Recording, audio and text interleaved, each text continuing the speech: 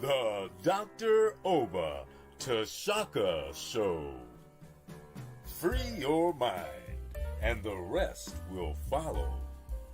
A show for all who are on the journey to discover the truths about their identity, history, culture, politics, spirituality, and family relationships. This is a show for the Black Freedom Movement and the Black Power generation and the hip-hop generation, including Black Lives Matter and associate activists, all of whom are seeking change.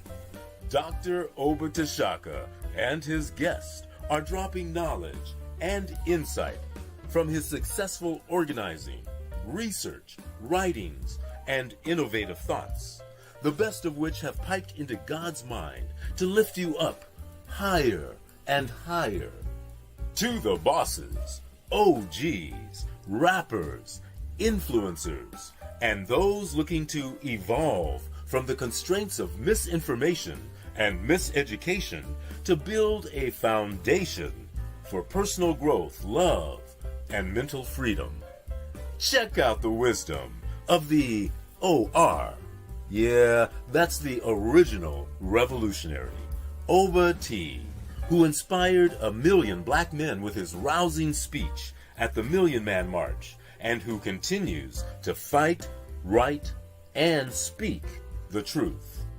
Dr. Oba Tashaka is one of the deepest deep thinkers in the world today.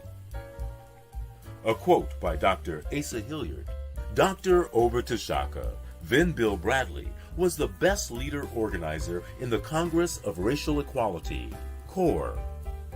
An endorsement from Dr. George Wiley, Associate Director of National C.O.R.E. and the best organizer blacks produced in the 1970s as the organizer of the National Welfare Rights Organization. The Dr. Oba Tashaka Show. Free your mind, and the rest will follow.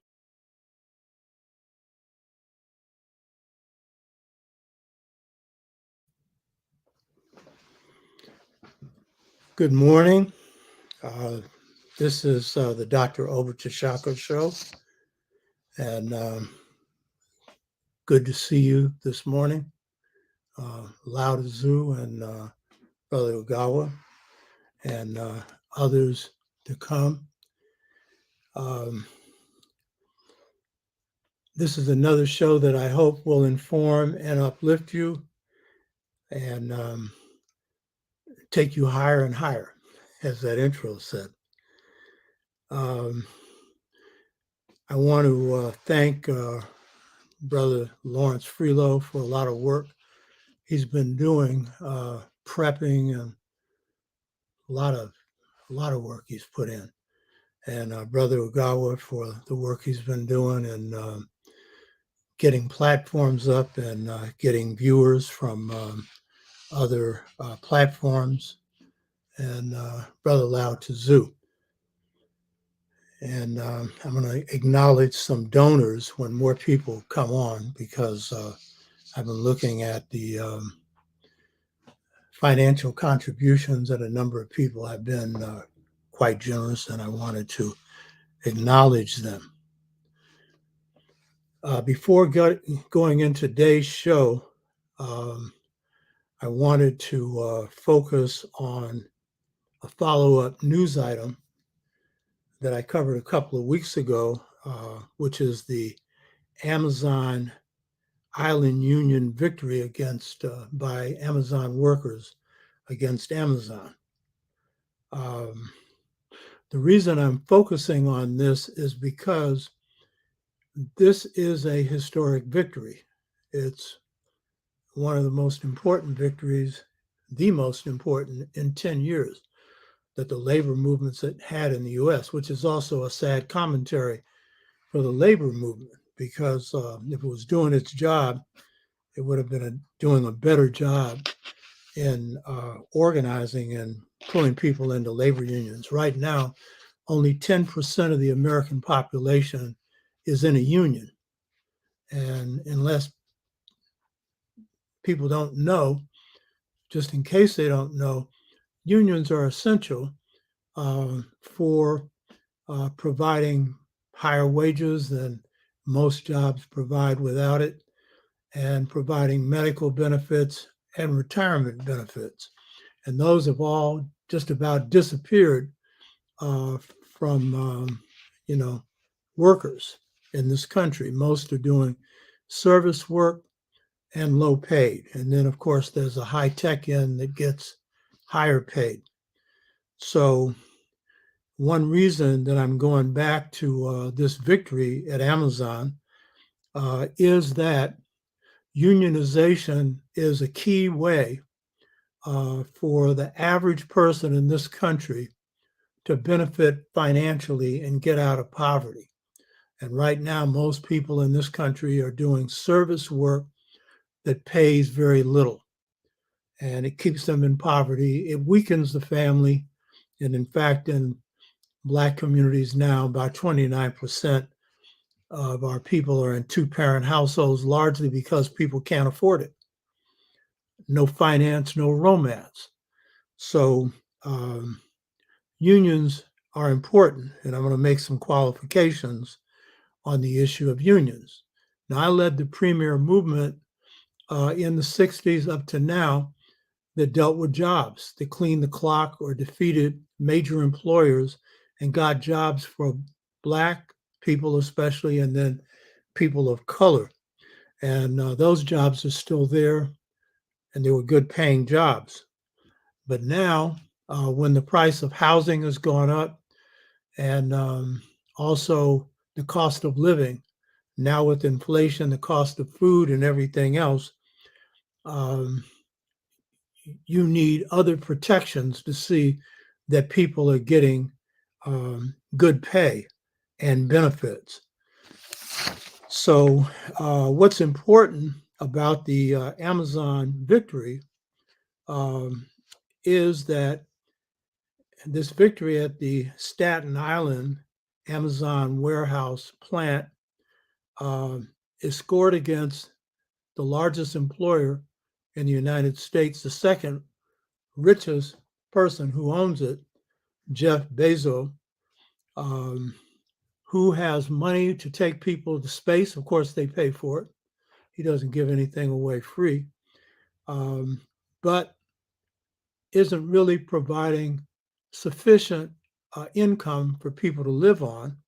And the working conditions at some of his sites have been so bad that people, this is according to the New York Times, I want to quote sources.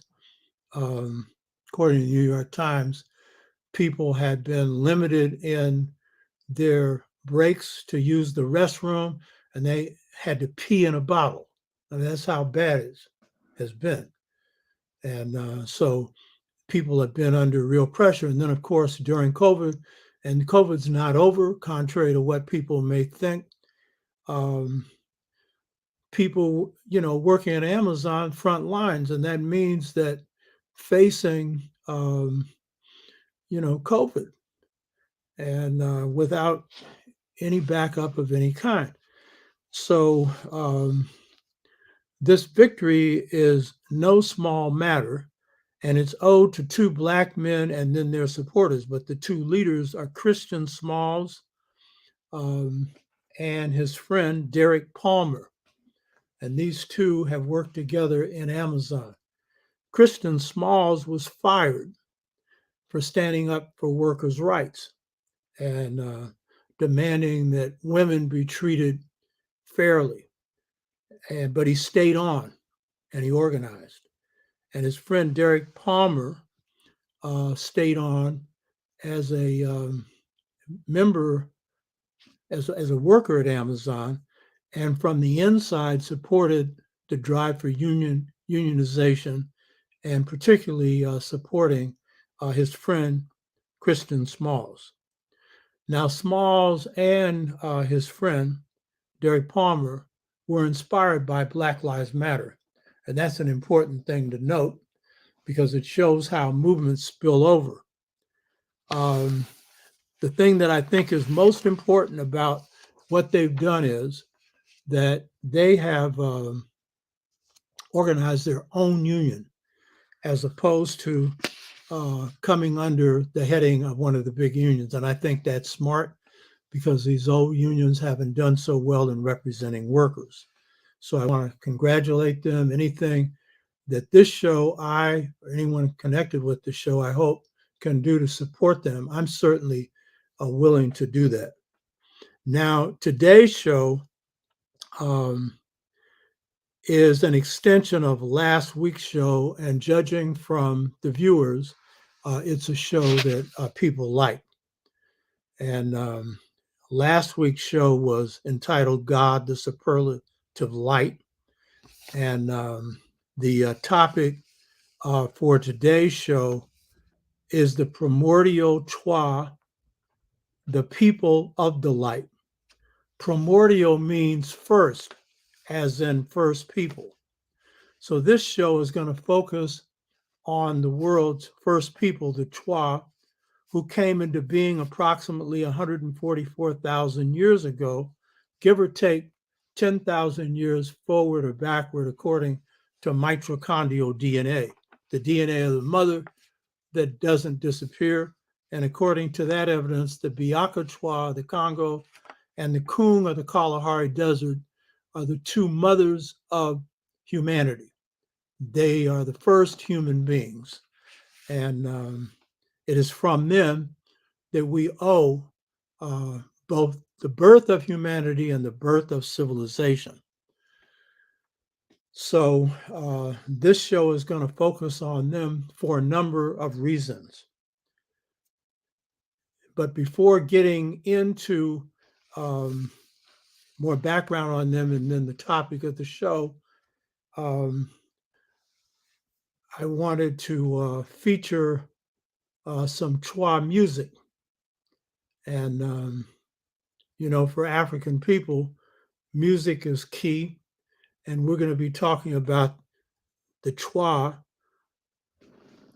the primordial people of the light. And light is referring to God and the light of God that dwells within each of us. And that light is a great vibratory force. And we know that music is a healing vibratory force. And the Trois say that it is their music that pleases God and brings harmony to the cosmos because it has within it vibratory force. And so they are not only the first people, the first bringers of civilization, but they're the first musicians. And I really want to stress this in their contribution to civilization. Spirit is at its core, and spirit science, which we're going to focus on today, is extremely important in terms of their contributions and civilization in general, but specifically art and music. They say of C.O.R.E, who was the founder of ancient Kemet, he was a singer, he danced, he was musically inclined, and he is himself a Trois ancestor coming sometime after the founders. And he is the founder of Kemetic civilization. So Lawrence, can you put this music on? So in a minute, you're going to see and hear this music of the Trois. And hopefully it'll provide some healing right now.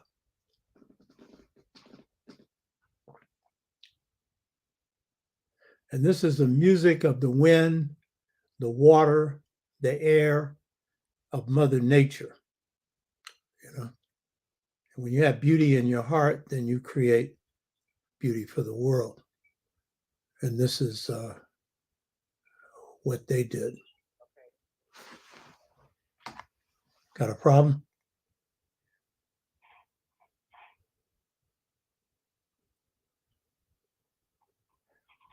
Well, if you can't, I just have to move on.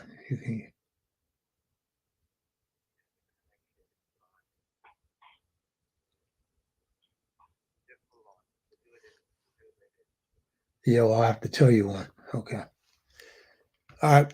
We've had a little problem here with the musical connection. It was on a minute ago, and hopefully we can bring it up later. So last week's show focused on God, the superlative light, and it examined the nature of God by looking at God's face. And in last week's show, I went through my own experience with the beautiful light, the light of God, and the experience of a great Lakota holy man, the greatest of all the Lakota people's holy people, Fool's Crow, who actually, through astral flight, his spirit, his soul, flew to heaven. And for 2 days, in one case, but he had many cases of this, a man who lived to 99 years of age, he went to the highest heaven and saw God and described God as a huge, beautiful white light. And that's been my experience of the light. I wasn't privileged to ascend to the highest heaven, but I can say that that was my experience of this light. You're probably blocking my picture, Lawrence. So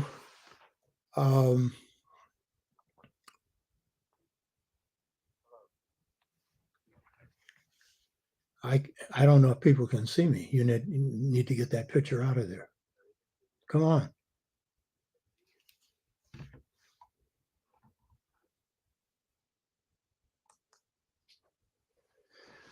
Yeah. So this last show was deeply spiritual because a lot of people will go into definitions of God and stuff like this. This is the experience of God from which definitions come, but the most profound experiences come. And so this wasn't just my experience, but Fool's Crow and many, many, many, many, many others who say that God is a light. And here you also got introduced to the idea that the Chua, who are the authors of One God, you got introduced to the idea that God has helpers, so that when Fool's Crow flew to heaven and saw God, he also saw other lights that help God. The green light of Mother Earth, the blue light of the sky, telling you that all of these are spirits. And most people who come out of spirit-based cultures regard all of heaven as an expression of God and all of earth as an expression of God. And if you did that, you'd probably treat earth better. And of course, if you saw human beings as an expression of God, you certainly should, though. You should, just because they're human or any living form.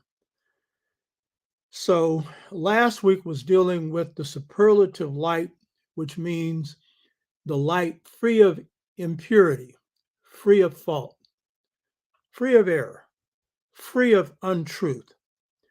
And as the Bombara said, an infinite force outside of space and outside of time.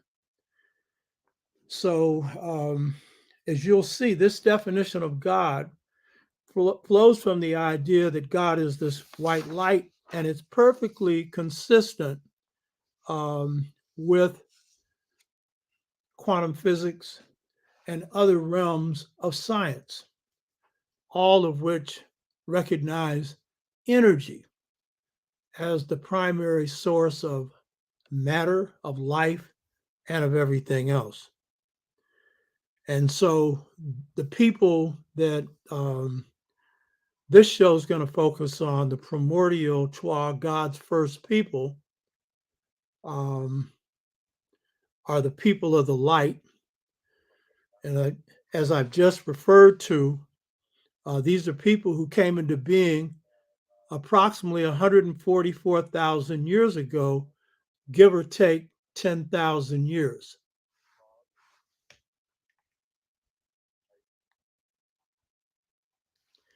And this is, as I just previously said, based on mitochondrial DNA, which is the DNA of the mother that never disappears. And I regard this as the best measurement when you're looking at time in history, though hominids or bones and things like that, skeletal remains, are used as historical evidence. And I think it's important. It varies because you find pieces of this, and then people jump to all kinds of conclusions. So the 144,000 year marking point for the beginning of the Chua, based on mitochondrial DNA, has a 10,000 year error rate of either 154,000 or 134,000. And so I prefer that, but I know some historians will trace the beginning of humanity back to 200,000 years, and some will go earlier. But when I go and check that information out, it's not as solid as mitochondrial DNA. And so you see, I'm a spirit man. I deal with heaven and all this stuff, but I also deal with data and facts. And remember, I'm a strategist, I'm a warrior. And so disposition of forces is very important in any weighing of a battle. I got to know where my enemy is, what his strengths and weaknesses are. I can't be going on mumbo jumbo. As spirit as I am in basis. So I'm just saying that that's the basis really for the time date for the Chua people. Now, why this show, the Primordial Chua, God's First People? The main reason is that the planet is in crisis. The main reason is this society is in crisis. The people of the world are in crisis, the majority of whom are living on less than $2 a day. And right now, as I pointed out in some previous shows, as people already know, the planet's on the brink of disaster caused by global warming. Now, and I received some questions like from Brother Tara Netter about some things that can be done to fix the planet. I think he was talking about chemistry. And yeah, there are some quick fixes that need to be done. Fossil fuels need to be eliminated. But of course, we see the corporations that are dealing with it don't want to, you know? And so fossil fuels and the Industrial Revolution is the primary cause for the warming of the planet. But there's something underneath that I discussed when I was talking about the spiritual blues, the philosophy for healing the planet. When I've talked about George Washington Carver and his spirit science as the science that we need to save the planet. So there's something behind this crisis. And that's what we really have to deal with, because we're in a quick fix kind of environment where everyone wants to put a patch on something and it's solved. And so what's that underlying problem? And it is the Aryan man, which is the term that's most appropriate for this, defining white people, or what some people call Europeans. And I've gone through this Aryan definition before, meaning Lord and Master, this drive for domination.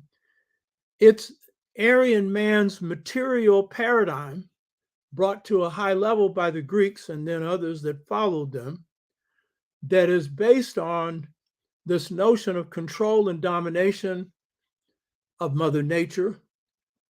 It is an expression of the lower, despiritualized mind driven by greed and, again, will to power.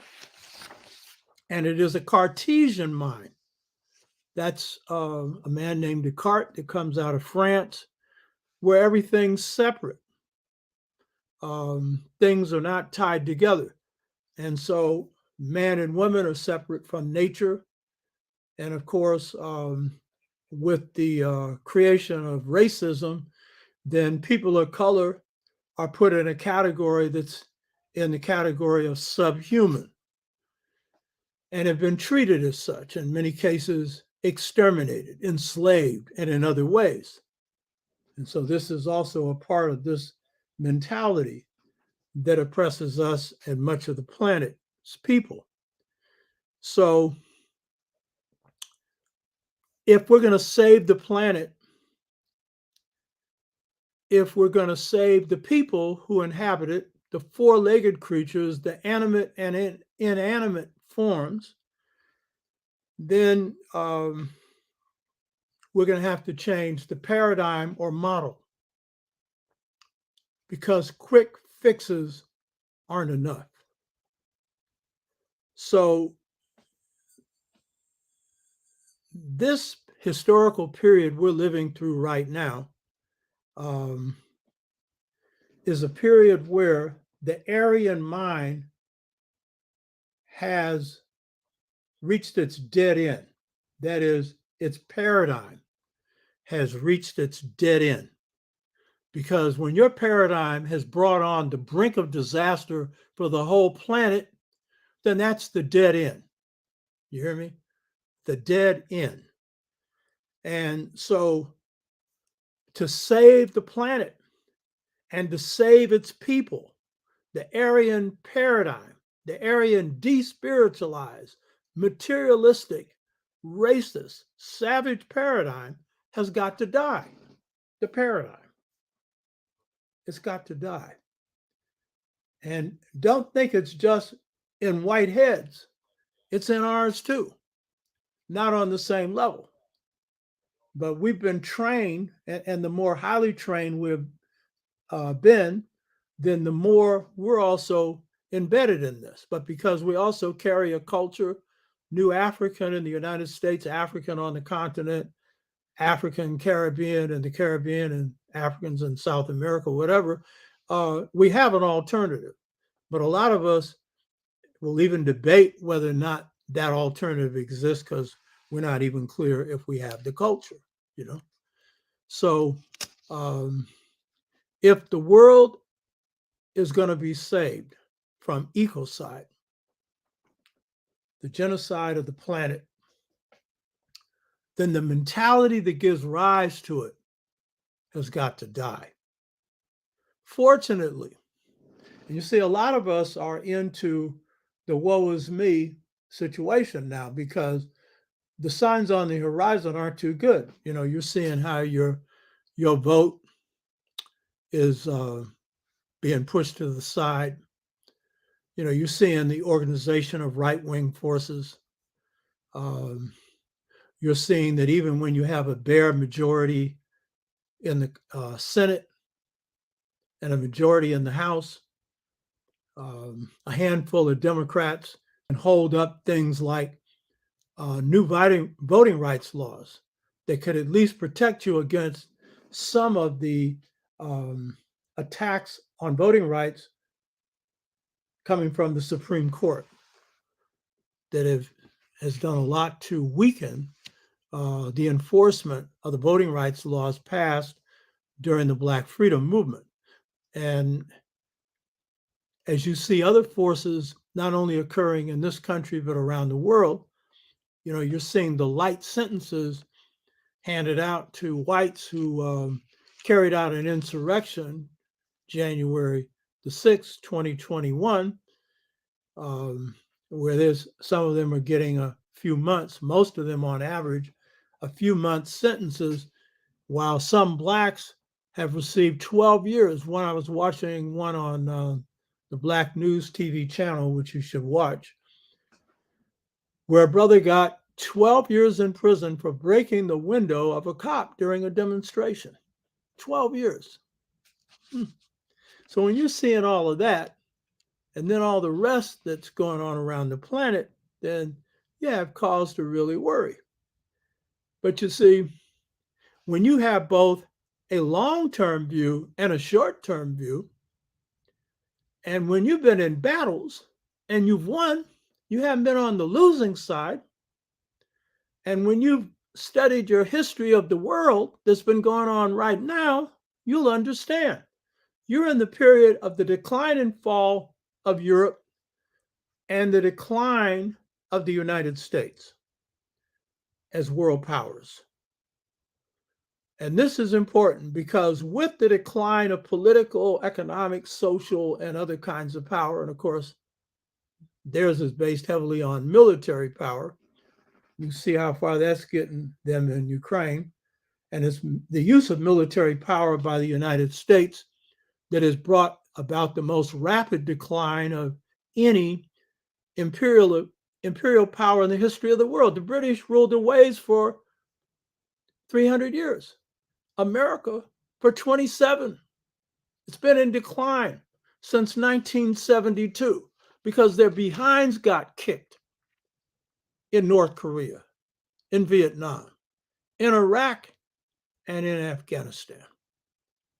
So don't look at their war-making powers as all that great. And in fact, it's been their investment in the war-making powers that has brought them down. And it's been the Chinese intelligence not to put a heavy investment in that and to accept Western technology, Western manufacturing systems and materials, along with the size of their population and the fact that sooner or later they're going to rise anyway, that has led to a rapid rise of China, now the second most powerful nation on the planet. And one reason is they have not engaged in wars other than kicking America's behind in the Korean War when they ran them out of North Korea after MacArthur was dumb enough to cross the 38th parallel, thinking the Chinese would do nothing about it. There's a whole history to that I'm not going into, that a lot of people in power today still don't really appreciate. So we're in the period of the decline of the United States, the decline and fall of Europe. And what this means is, as their political, social, economic, military power declines, then the paradigm is going to be more vulnerable. Their paradigm is going to be more vulnerable to change. That whole discussion we had on African-centered education, where we went into the African-centered educational movement that was African-centered, that was about showing you how we succeeded in sticking up into the Western educational system in the U.S. A African, in this case, Kemetic cultural paradigm. And we had an interview a couple of weeks ago with the Jamu Webster and Leon Dixon on the two model examples of that paradigm coming out of Kansas City. One in the public schools, the other in the Saturday school movement. And so that was showing you how we're beginning to challenge the paradigm, the model, and how crazy it's put the people in power who've been challenged, because they know when they're a minority, it's going to be hard to justify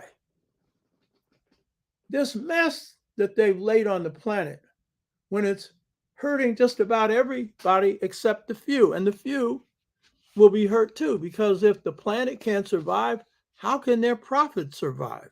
And that's all they care about. So this is the opening for change and transformation of the paradigm and of the model.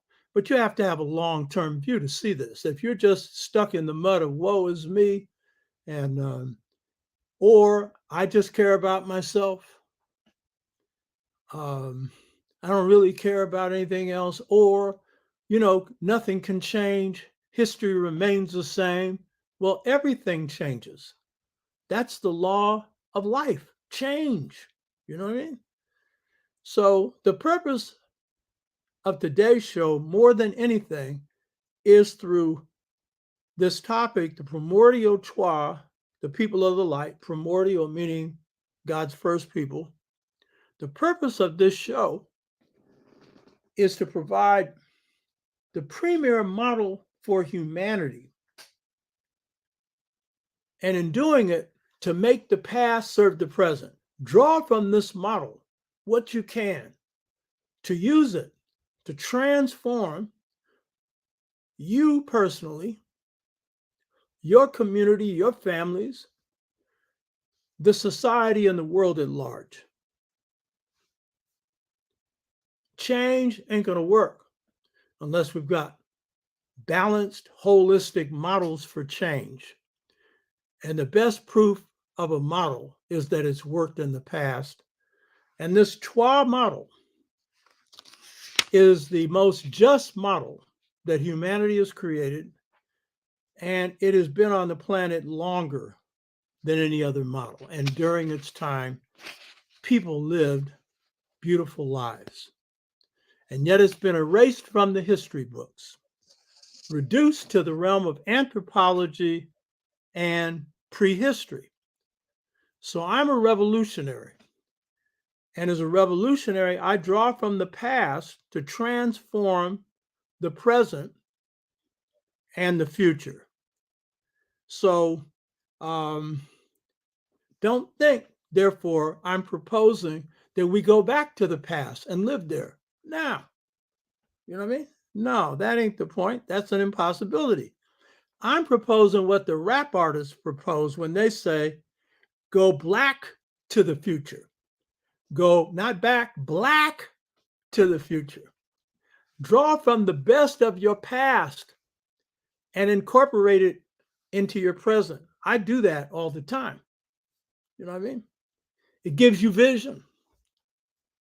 Your eyesight is much better than people who are just stuck in the moment. But live the moment. Enjoy it fully, you know? So as an innovator, my favorite pastime is change.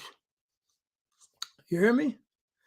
Change of self, change of philosophy, change of thought patterns, change of communication patterns, change of behavior patterns, change of family patterns, changes of society patterns through doing as King and Malcolm were trying to do at the end of their life, restructuring this society from crooked to straight, from unjust to just.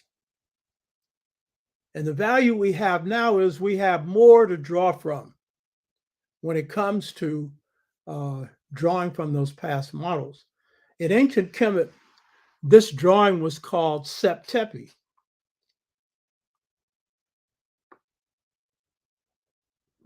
S-E-P-T-E-P-Y, which meant first occasion. So anytime the Kemites wanted to produce change in the world, they drew on the first occasion. When happening first happened, that's the Kemetic thing. You know, African people like to take the verb and turn it into a noun. That, by the way, is the basis of Black Ebonics, by the way, you know. And so why did they go back to S.N.C.C? Because among whites, if they're talking about revolution, they're just talking about tearing everything down and putting something new in its place, and they don't know what that new is, and they end up recreating their past. And they end up like a Stalin being as brutal, or maybe more so, than the czars they replaced. So why did we stress S.N.C.C? Because that was the most just time. Now for the Kemites, that meant the time of the noon, the watery mass. But for history, this is referring to the first occasion in history. The first occasion in history. And oftentimes, most historians don't even study this first occasion. And historians, when they do, it's reduced to prehistory, which means history before writing. Popularly, it means before history. Generally, it's been treated as a backward time, And very often, historians, when they look at this period, they're looking at fossils, bones, skeletons, and whatnot. But they don't bring it alive. But rarely are they focusing on the world's first people, the C.O.R.E. And for a lot of reasons, because if we go back to the Greeks and people like that, and most Westerners until very recently, the C.O.R.E. were regarded as a backward people. And the word pygmy, which the C.O.R.E. do not like, is suggesting that these were stunted people. They are fully grown small people because everything great starts off small, you know, as a seed in the womb of a woman. God, who was no thing and everything. You know what I mean? Huh? And so these are the seed people of humanity, and yet they're really not studied. So who better to draw from when it comes to visions for just society? Ideas about how we can restructure our society, our families, our community, the nation, the world. Ideas for how we can create a science that isn't destructive,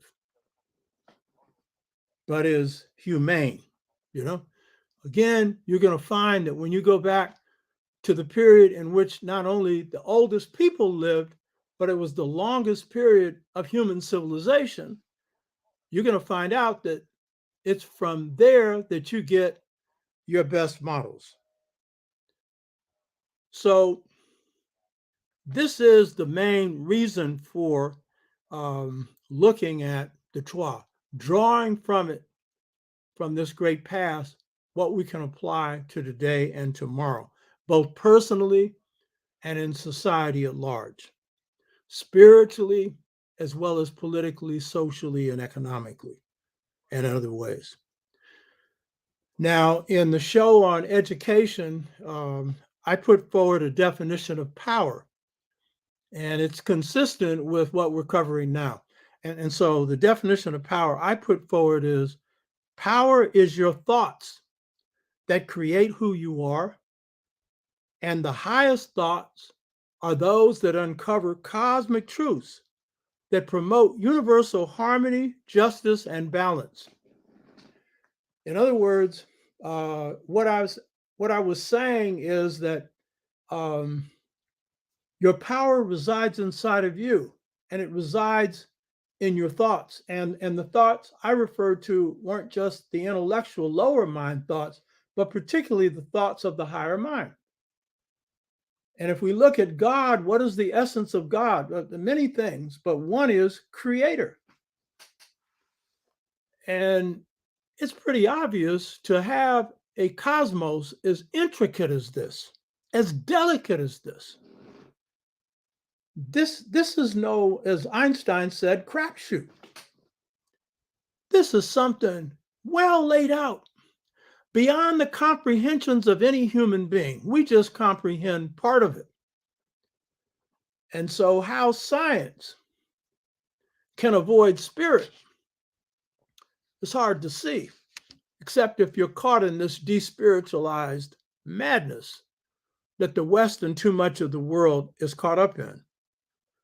So if you're going to exercise your power as human beings, in this case, as Black folks or whatever a person's color is, then the most important work we can do is draw on this beautiful light that resides within each of us to contribute goodness for the planet, goodness for humanity. In our spiritual blues, we have some songs that sing to this. One is The Beautiful Light. The beautiful light. Oh, what a feeling. What a beautiful light. Another is, and I referred to this one before, this little light of mine, I'm going to let it shine. In the Black Freedom Movement, that was one of the national anthems, along with Oh Freedom. And I would add to that, This little light of mine, I'm going to let it shine all over injustice. I'm going to let it shine, and make justice mine and yours as well. You know what I mean? So this is key. To save the planet and to save ourselves from oppression, we need to go back to first principles that arise from God's first people on Mother Earth, the C.O.R.E, because they were walking, talking examples of justice. They didn't just talk it, they lived it. As previously noted, and this, I think, you have to have a little spiritual focus to appreciate this, because some of us, because we're just purely in the material realm, and I certainly believe the material realm is important, and don't get from what I'm saying this conclusion that poverty is good, that we should ignore the material realm. No, I'm simply saying that matter and spirit, they coexist together, as we'll see if you don't already realize that, and I think you do. So I'm not ignoring the material. I'm just simply saying that when it's the dominant force, then there's madness that's going to be unleashed, as it is today. So the reason that I'm focusing on the primordial C.O.R.E, God's first people, and specifically referring to the light that comes from the C.O.R.E. This show is going to focus heavily on their light. The last one was the superlative light of God, the pure light. And this one is going to be focusing on the light that dwells within each of us, but in this case, the C.O.R.E, the primordial first people, whose light of all of humanity was purest. And I'm starting with that because it is from this pure light, the closest that humans can come to God, that the greatest achievements in creating civilization were made, because they are not only the first people, but the founders of civilization. And because they were the first spirits to leave heaven and take a physical form on earth, that was God's choice. They carried the purest light of God from heaven, coming from the place where they were at God's side, coming from the place of heaven. They carried this light, a light that carried a memory of its source to Mother Earth. And so they brought highest expression of human character that civilization has ever seen, and the highest expression of wisdom. So they called themselves the pure people. And to this day, they still do.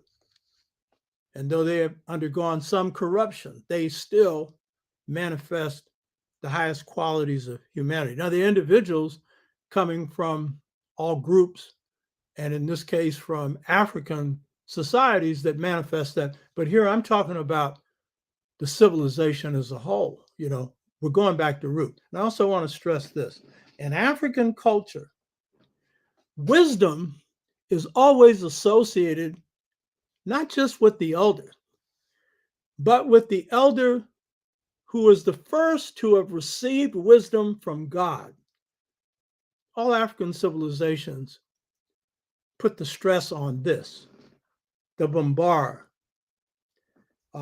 when people are undergoing initiatory training into whatever order they're going into, the order of the blacksmith or whatever, when they cite their sources as they're going through their training, it is always masters that came before them, masters of good character, of good speech, who always trace their learning back to the first master, and ultimately the master who was the first to come to this earth being sent by God. And that's their source, the one closest to God. And in Kemet and among the Bambara, they have this distinction of Medu Neter, God speech, and Medu Nefer, good speech. And so the speech that the first ancestor received from God is the best of good speech. It's free of error. It's free of lies. And so the power of the human being is tied to this vibratory force, which is the force of God, based on truth. That's why among the Bambara, and this is true among the Dogon and many others, if a priest lied, even to save a human life, they had to give up their office because they were no longer a pure vessel for transmitting God's word to humanity. You know, that's how high the standard is. So in the case of Kemet, they would trace their wisdom back to S.O.R.E, who is their first elder, the founder of their civilization. And so when Solon, a so-called wise Greek, came to commune with the Kemites, and he was quoting their elders who went back 100 years or so. And the great priest of Kemet, they were listening to him, and they were humble people, but they had to shut him up. And they said, Solon, Solon, you Greeks are children in the world. What they meant was not that they didn't have some 80 or 90 or 100-year-old Greeks. He meant their civilization was childlike. It hadn't been around very long. But when they went back to S.O.R.E's time, in the beginning, they're going back 10,000 years. And S.O.R.E was himself a Twa, agrarian. So the tradition that the Twa established is a tradition of the first ancestor. And that first ancestor was sent to earth by God. And that ancestor bore the light of God in its purest form, because they were as close to being pure as any human beings have been on Mother Earth, and their history is proof of it. So this is why I'm focusing on the Twa. And also, I went through that transformational experience of seeing the light, and the light led me to the Twa. And then it gave me the key to just societies. And then I had undergone other transformation that were spirit-based transformations.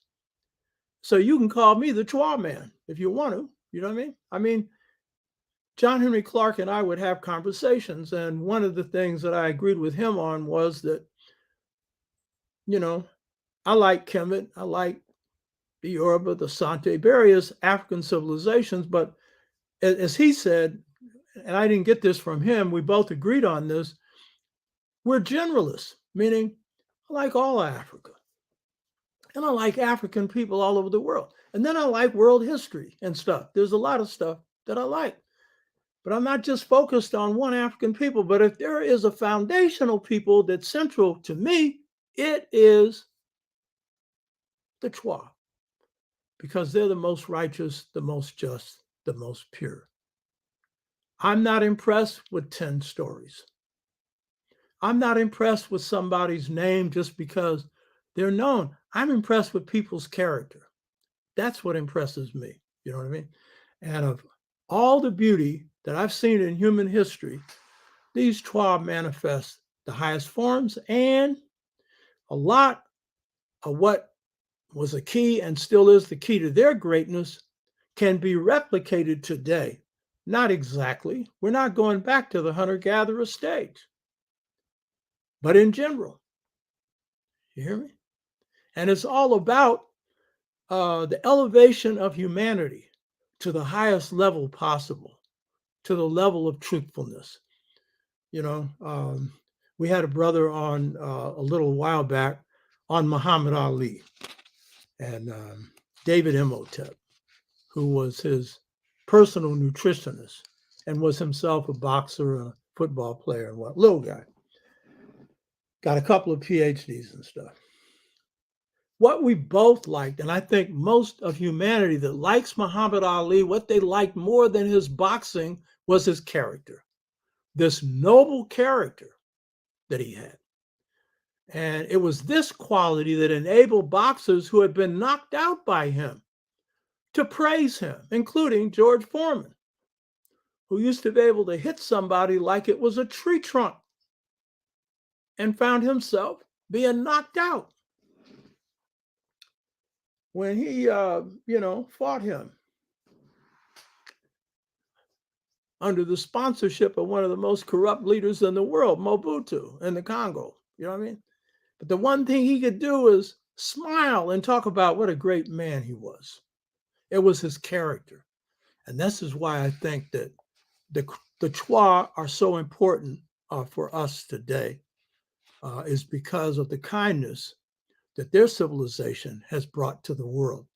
The kindness that's a replica, not perfectly, because no one can do what God does, of God's beautiful light. In the last show, I was talking about the Twa understanding of God. And this is so heavy that at the very beginning of the formation of humanity, 144,000 years ago, give or take 10,000 years, the Twa would have this intimate but profound knowledge of the nature of God.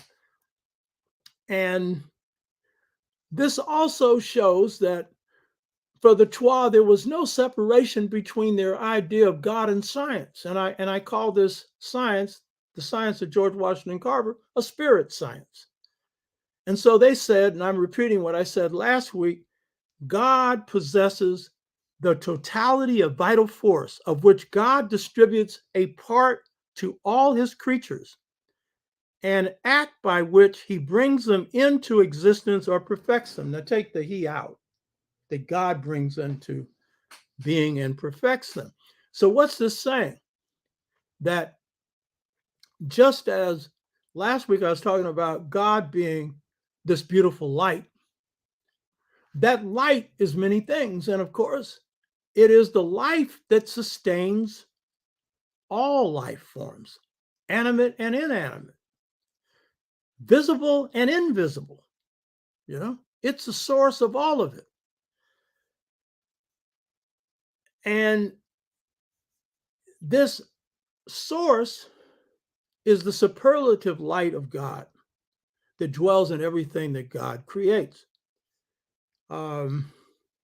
And this same source maintains the cosmos. And the Dogon would say the multiple cosmoses. The Dogon say 10. They don't mean 10. They don't know how many, but they know there's more than this one. You know, that's how vast it is. So when you focus on the light, you're getting to the heaviest part of it. And all spirit people, when I say spirit people, gifted spirit people, when they see a human being, they see the light. We're all lights. And then by how polished they are, how cultivated they are, how much they work on themselves, they see the brightness of the light. And it's in a person's eyes. It's in the aura that they project when you're around them. And that the high spirits are always projecting love. That's the real force that they project, because of all of God's essences, love is at the core of it. When I was embraced by that white light, it was like a feeling of unconditional love I've never experienced before. And I had a loving mother and father, great parents. I've experienced love in my life. I love myself and blah, blah, love my people. You know what I mean? But the experience of this unconditional love was just so warm, so embracing, so beautiful. You hear me? And without ego. Without ego. It was the defining experience of my life. You hear me? And so when the Trois are defining God as possessing the totality of vital forces, a part of which God distributes to all that God creates, that isn't just a definition of God. That is perfectly consistent with the highest as well as every other realm of science. The Trois come up with an idea of God that is perfectly compatible with the highest forms of the highest thought that you can think of in the beginning. You hear me? What is that saying? So the materialistic, despiritualized Cartesian, this separate view, everything is separate, everything is material mindset, rejects this idea of this totality of force, that there's a total force, a part of which is in everything, because everything is separated and reduced to a material dimension. And that was the genius of the Greeks, that they could begin to resurrect or create this material world. And this is the world you're living in. And material is important, so don't get me wrong, but a material world separate from spirit is fiendish. It's separate from ethics, separate from morals, separate from kindness. It's cold-blooded, you know? So it's this diabolical project that Aryan, man and woman, has embarked on that has infected too much of us, that needs to be uprooted. So this maniacal project is now falling on our heads as a planet is in crisis. So to save the planet, we need to save ourselves along with the planet, and we need to embrace cosmic truth of oneness, of the force, the one force that pervades everything.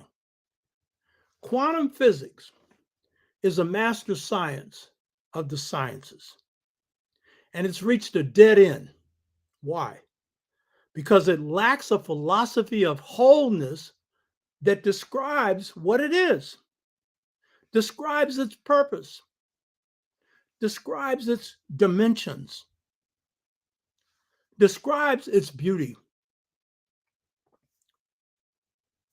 Quantum physics is the science of waves and particles, and it's a theoretical science, heavily driven by mathematics. It operates, on the one hand, Western ideas of quantum physics, on Descartes' idea of treating energy like it's matter. He was a mathematical physicist, as well as the one that laid out the model for pedagogy or teaching. So he treated energy like it was a material thing. He said he didn't care what it was. He was mainly concerned about its use as a source of power. So as he said, and he only said this in one place, so they could control the lower regions of the world, Africa, Asia, and Latin America. He didn't say those. He just meant lower region. You know what he meant. You understand? So this is the essence of the problem and the solution. So quantum theory destroys the classical mentality of separate material objects and deterministic laws of nature and of linear theories of history, ancient, medieval, modern. First of all, it has no meaning. What's ancient? What's ancient for the European is recent for us. They start 2,000 years ago. You understand? We got 144,000, 200,000, who knows how many thousand, and you derived from us, and then you messed up in that ice age. Whatever happened to you, you messed up. You understand?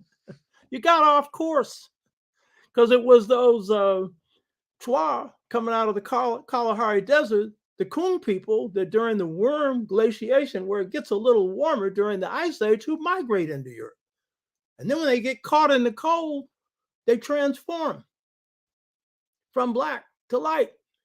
But then something else happens. And I'm not interested in going into that today. I know most people are just predisposed on that. I'm into replacing their systems, whipping them too when you have to. You know what I mean? When you can win. So, quantum physics,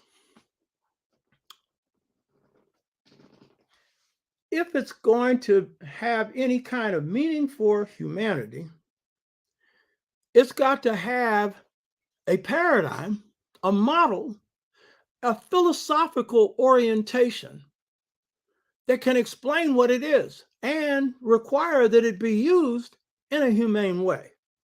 And so, quantum physics, in its value, uncovers the realm of science of energy, of patterns of waves and particles, which are the very source of material objects. And so it's affirming what the C.O.R.E already knew, that African people, most people of color, and anyone that's spiritual knows, that the material thing is just a manifestation of the energy that undergirds it. And it's the fact that molecules are moving at a constant rate of speed that it can form into matter. But when it's spirit, then it's free of time and space. It's not encased by matter. But this is the key thing that quantum physics has discovered, but doesn't have a philosophical basis for explaining. And therefore has been free to be used for very destructive purposes. What modern physicists have discovered, what the C.O.R.E already knew, and Africans and any human beings that have had a spirit foundation already knew,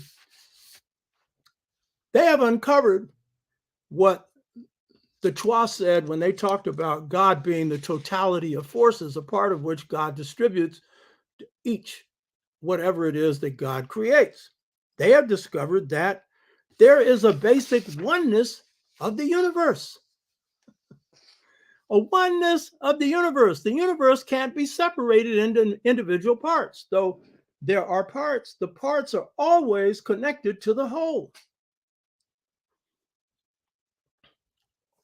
Because they are an extension of God's superlative light.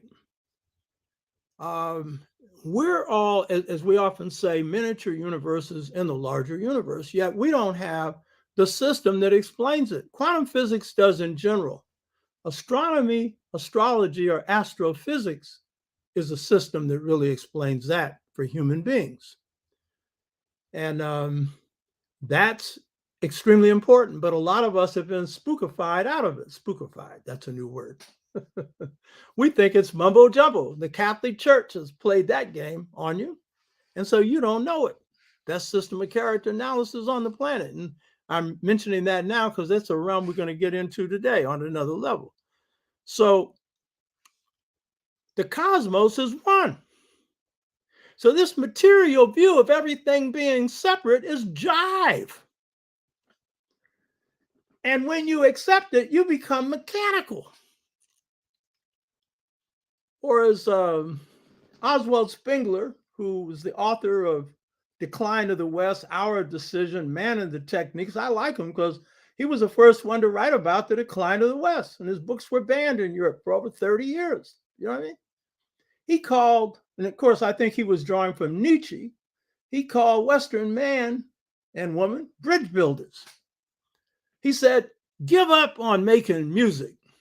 You just don't have the capacity for it. Or art. I don't think they ever did. I haven't heard any that really can move and groove. You know what I mean? Huh? And that's because when you get into this materialistic, mechanical thing, you lose the capacity to create in a profound and humane way. Don't get me wrong. I'm not saying they can't create anything. I'm not saying that. I'm saying in a humane and profound way. Individuals can, you know. This was an insight that Paul Robeson had. He said this inability to create occurred somewhere around the Renaissance. It's been going on for a long time. Um, well before the Renaissance. Plato was infected with it, this worship of the mind and exclusion of intuition, this favoring of the masculine and downgrading of the feminine, the empowerment of males over females, and then later with the emergence of racism of so-called whites over every other people of color, while at the same time the whites are being messed over by their own people, but they're being fed a diet of hatred. And so their pockets can be picked. Look at Trump. He picked a whole lot of white pockets and trying to pick them again,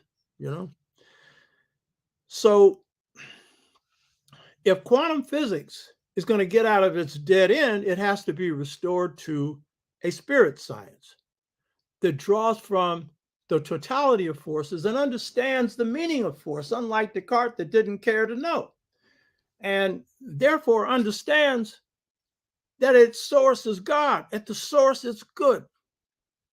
And at the source, it's a force outside of space and outside of time, outside of relativity theory. And it's guided by the truth, as opposed to its objective. There's no such thing as objective, which means detached, which means you don't care. You understand? You do your destruction and then you walk around and call, well, that's manifest destiny. You know what I mean? Or you run around like Locke and say, well, this land here that Native Americans had, I don't see no fence around it. You know what I mean? It don't belong to them. Take it. By the way, he wrote a good part of the Constitution of South Carolina, John Locke, who is the father of, republicanism, who was a material man if there ever was one.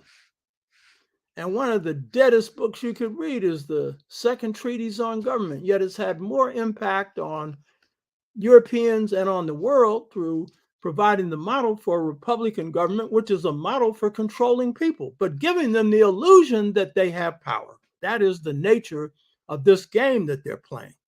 So it's not only science that needs spirit in it, every component of, what's being used to govern human life needs it in it, but in a way in which people are at its center.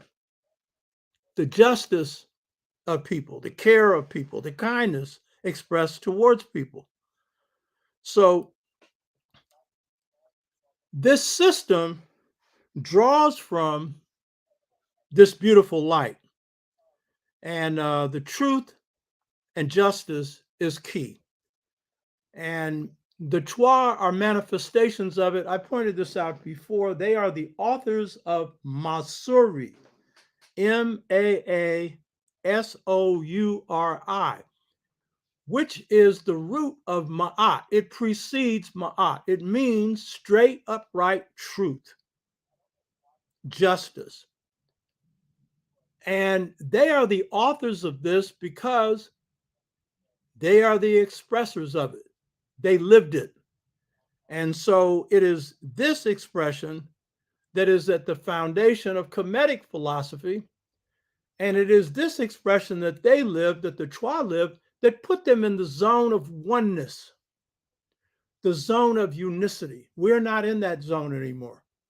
We're in the zone of duality, the white boys of positive and negative, of saying one thing and of doing the other. So the Trois are the best authors of Ma'at because they are the best practitioners of Ma'at in their talk and in their walk. They are the innovators of civilization for the planet Earth. Now, when Western historians define civilization, it's largely based on a material standard, and that is people who live in cities. This is generally considered to be a key quality of definition of civilization, and then who have advanced art and sciences and who live in societies of complex social, political, and cultural structures. They need to be complex, you know. This is in some ways what I call the skyscraper definition of civilization. I mean, look at the Germans, the Germans were the most advanced in science and technology and all of this, and they went on their murderous project. And look at the Americans. The Germans based their model on the American project. And so many Western historians say, for the West, civilization's an interesting idea because they know they've never practiced it. So when I define civilization, it's the same as John Henry Clark. I didn't get mine from his, but I agree with his, and anyone that's got any common sense, they should start with this definition. Civilization consists of people who are civil. Simple. Civil. They treat each other right. They're just. They're kind. Isn't that what touches most people? You want some love in your life? In this case, with another person, kindness is at the top of the list. You know what I mean? Kindness, you know. So, did the Chua give birth to civilization? Well, okay, let's start with that. They are the most civil people the planet has ever experienced or seen. And it is expressed in their kindness. Among the Chua, men play almost as significant a role in child rearing as women. There is no oppression of women, of children, of elders, and there's no slavery. And next week, we'll get into that, the why. This one, we're dealing with the light. You hear me? But the key thing is, the most civil people gave birth to civilization. Now, that's something. They are also, because civilization includes other elements, they are also the creators of science, the most advanced areas of thought, and the most complex, as well as simple, because everything ultimately is simple. When you get to the profound stuff in any area of science or anything else, in the end, you can reduce it to a formula that's very simple, but it wasn't easy to find, Theory of relativity, formula is very simple, but finding it, that wasn't simple, So the Chua give birth to quantum physics. They didn't call it that, but that's what it was. Their definition of God is the essence of quantum physics. And if you look at the Kemetic definition of the noon, the electromagnetic watery mass is not water, but it's light water. It's the same thing, And so wave and particle energy, this totality of forces that the Chua define as God, that the Bombard call infinite force outside of space and outside of time, coming from the beautiful white light. That's physics, baby. They founded on that. But it's a physics that they understood resides inside of each person. We'll see how that works. But it's really the management of forces. That is really what being a good human being is about. Managing your forces, the forces of life. When you see a Will Smith moment, you know what I mean?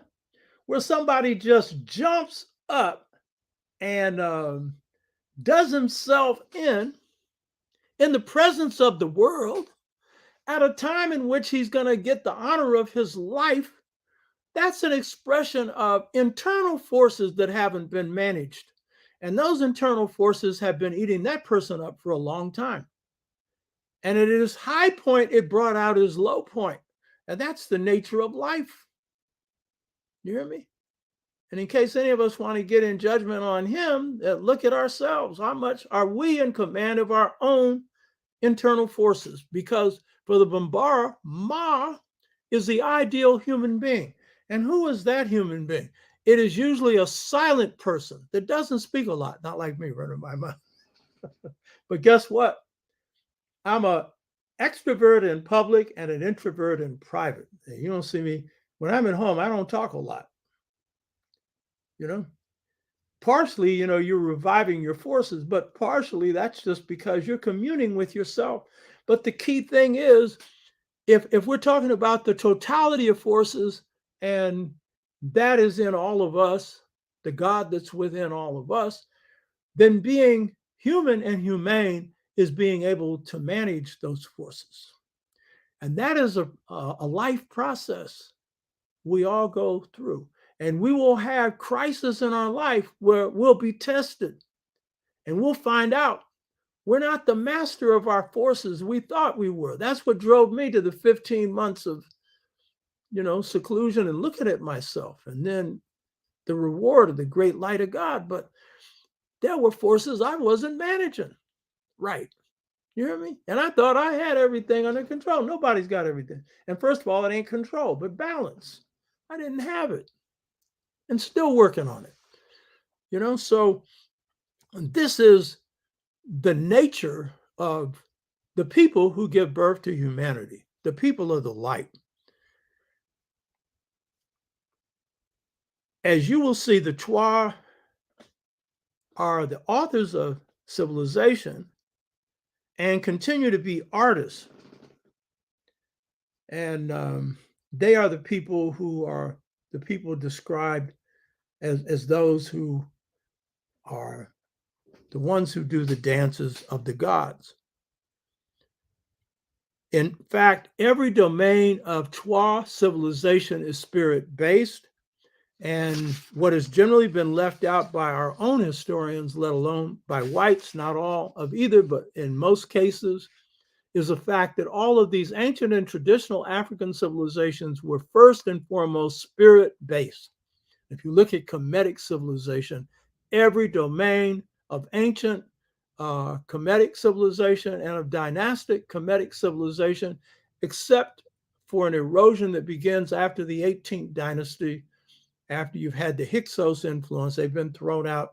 You see a materialization of some domains of Kemetic thought, with quantum physics always maintaining itself as it originally was. But every domain of Kemetic civilization is spirit-based. Geography, I pointed this out before. They were great at measuring the earth.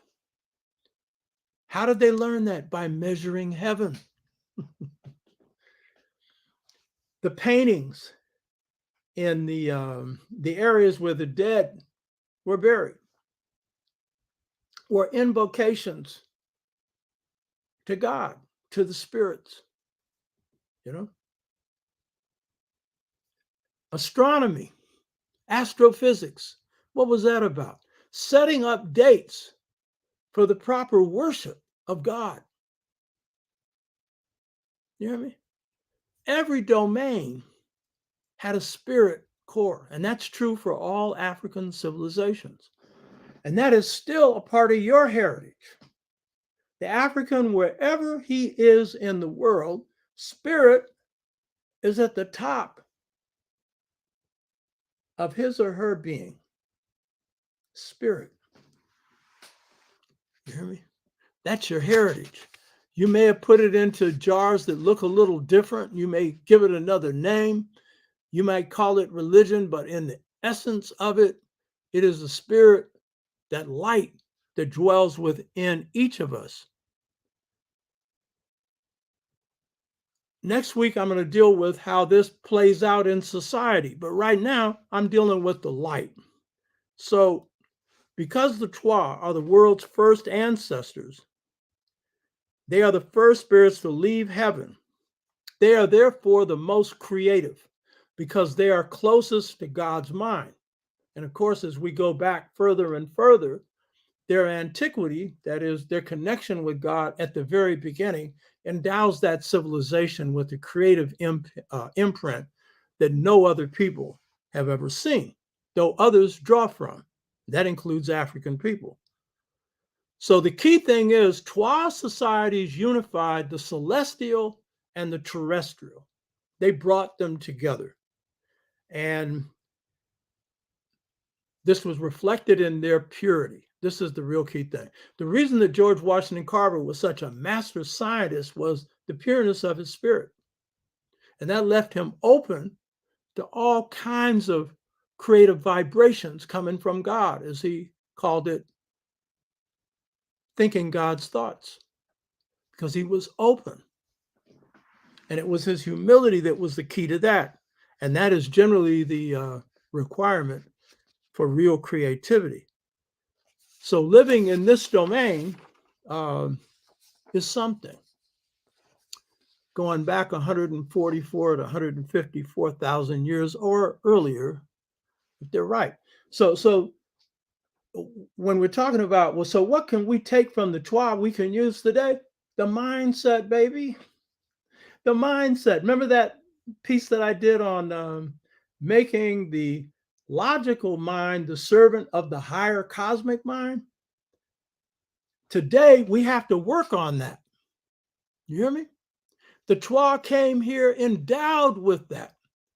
And that is what enabled them to innovate civilization to such a high level, more than anything else. That's why I said, I got to focus on this light, this beautiful light, you know? So I saw a thing up there. Well, what are some of on the chat, what are some sources that you recommend?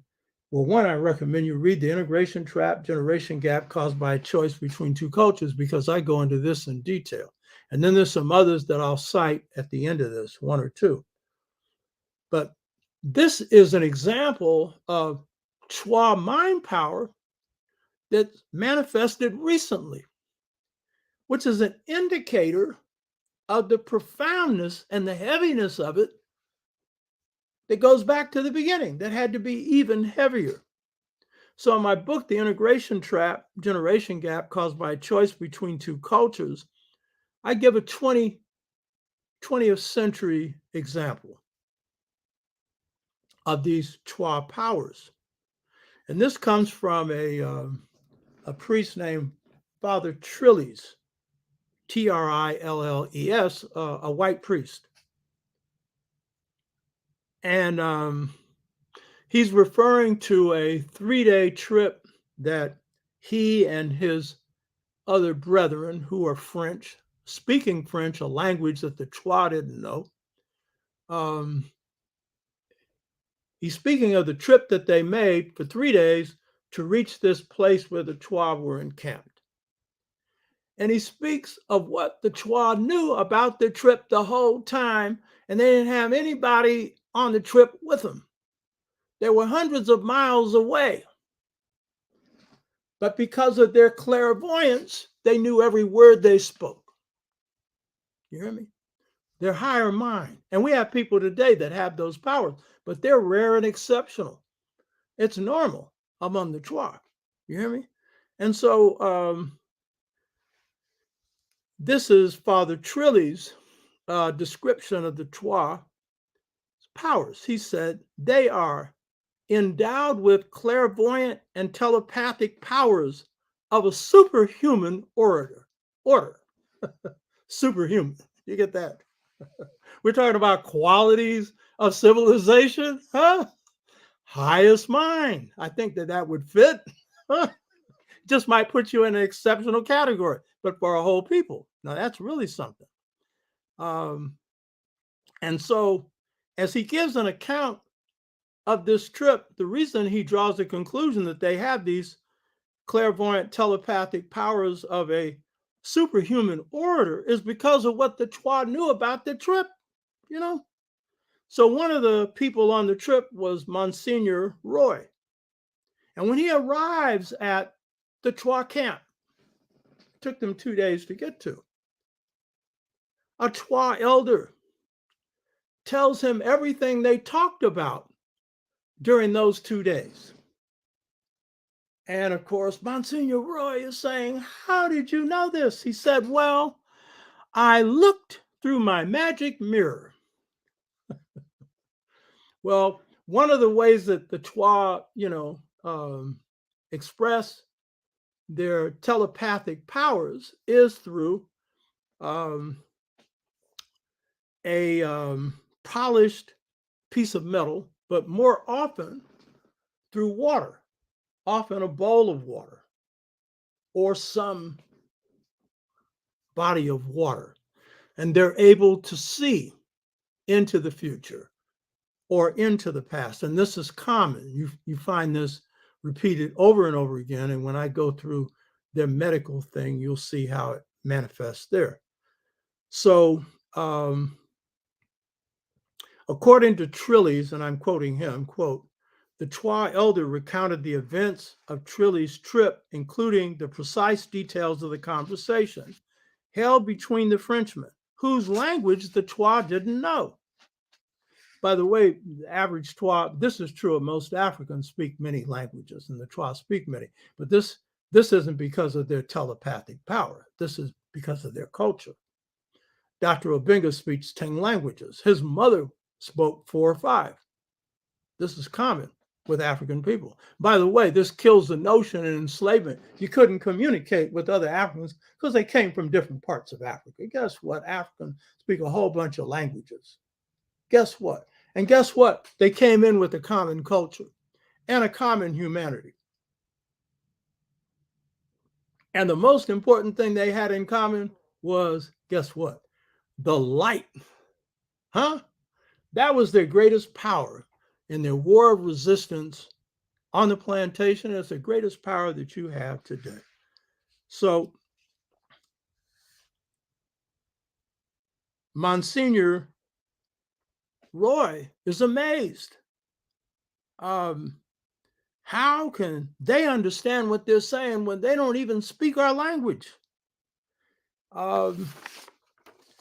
And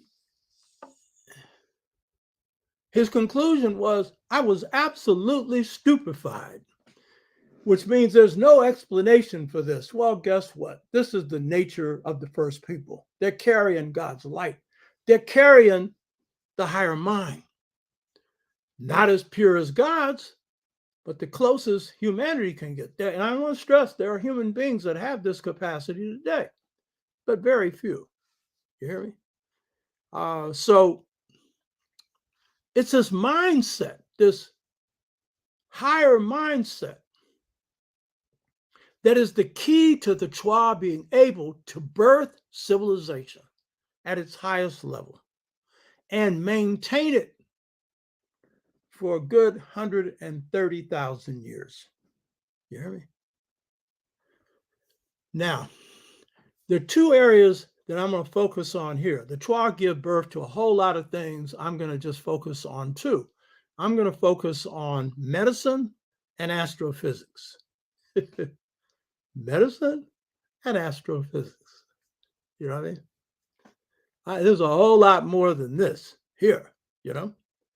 So, in case you think Twa testimony is biased, let's look at what the Maasai say. Masai.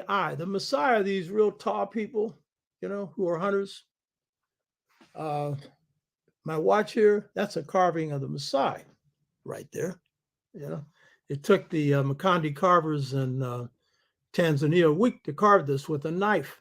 I gave them a subject that I knew they would know. What does Maasai mean? It means people of Sais, S-A-I-S. Sais is another word for Egypt. These are people who had left Kemet at some point, and they are hunters, fierce hunters. A Maasai, to become a man, has to kill a lion with a spear, and while the lion is alive, drag him by its tail. The only being that a lion will run from is a Maasai, because they have it in their heritage that if you come in contact with them, you're going to die. Of course, not every time. Every now and then, probably a Maasai missed. Well, too bad for you.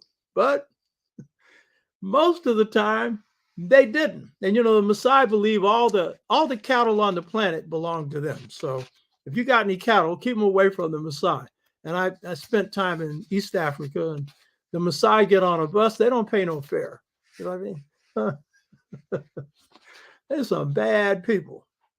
Tall, powerful, you know what I mean? Beautiful people. So what do the Maasai say about the C.O.R.E? They say this about the C.O.R.E. They say that the C.O.R.E came from heaven to earth. Okay, this is the first thing.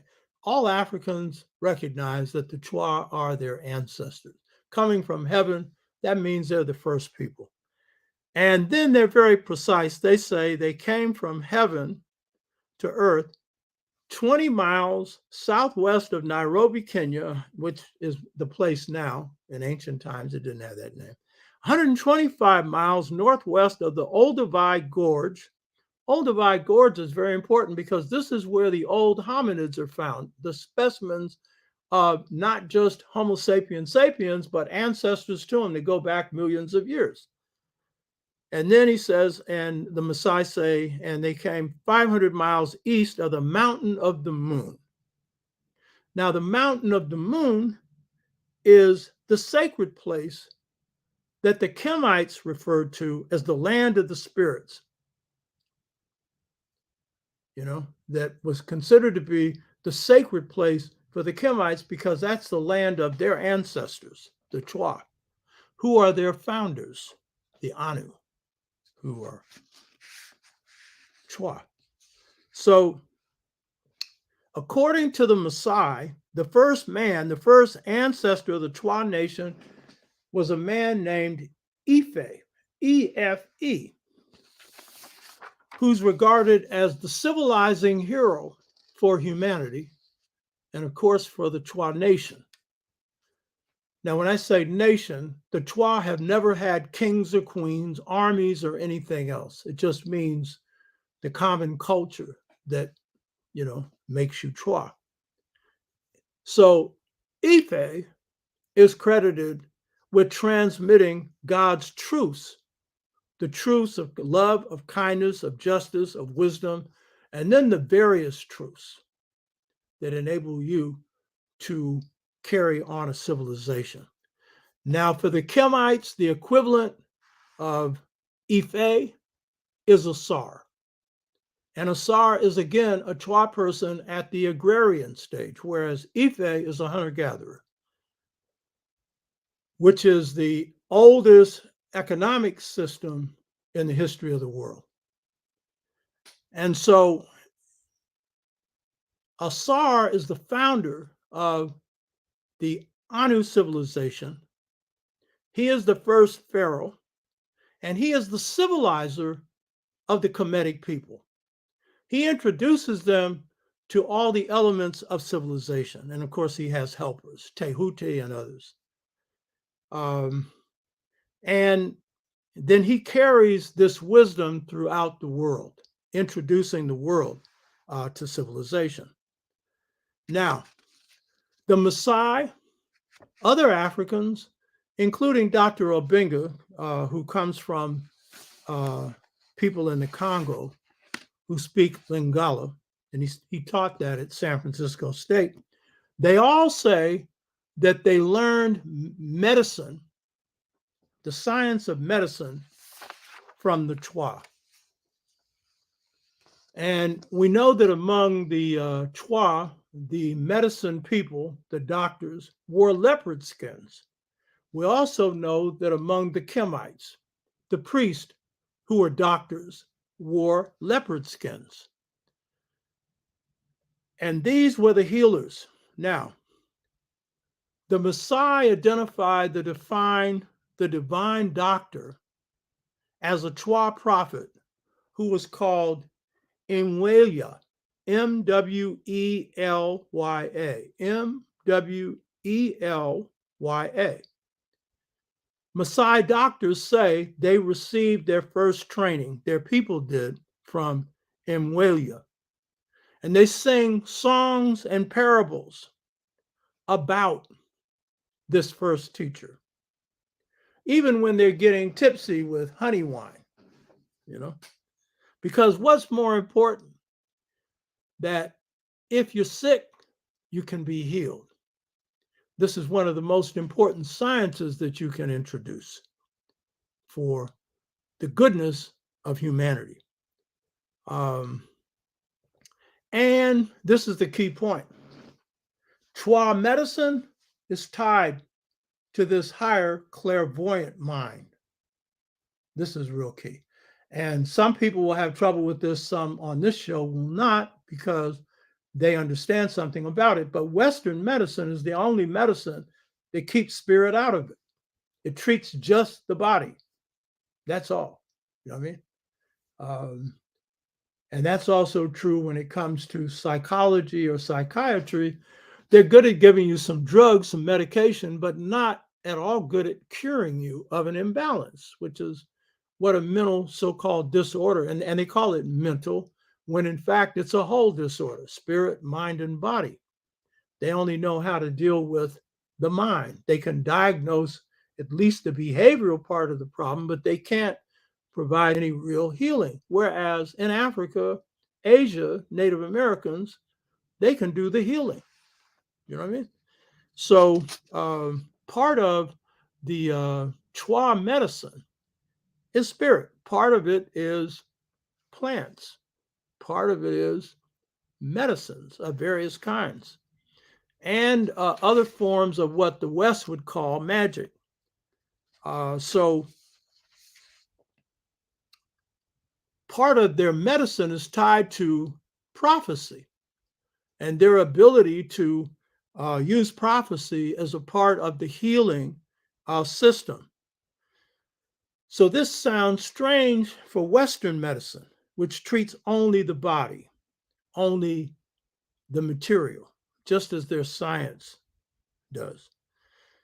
So it is the Twa holistic healing that is key. Now, in my book, The Integration Trap, I give account of a meeting that I had in Kumasi, Ghana, August 14th, 1990. This was a few months after I had experienced the beautiful light. And now I was doing my homework. I was going to Africa, and in this case, Ghana, to observe their traditional systems because God had given me the formula for just societies.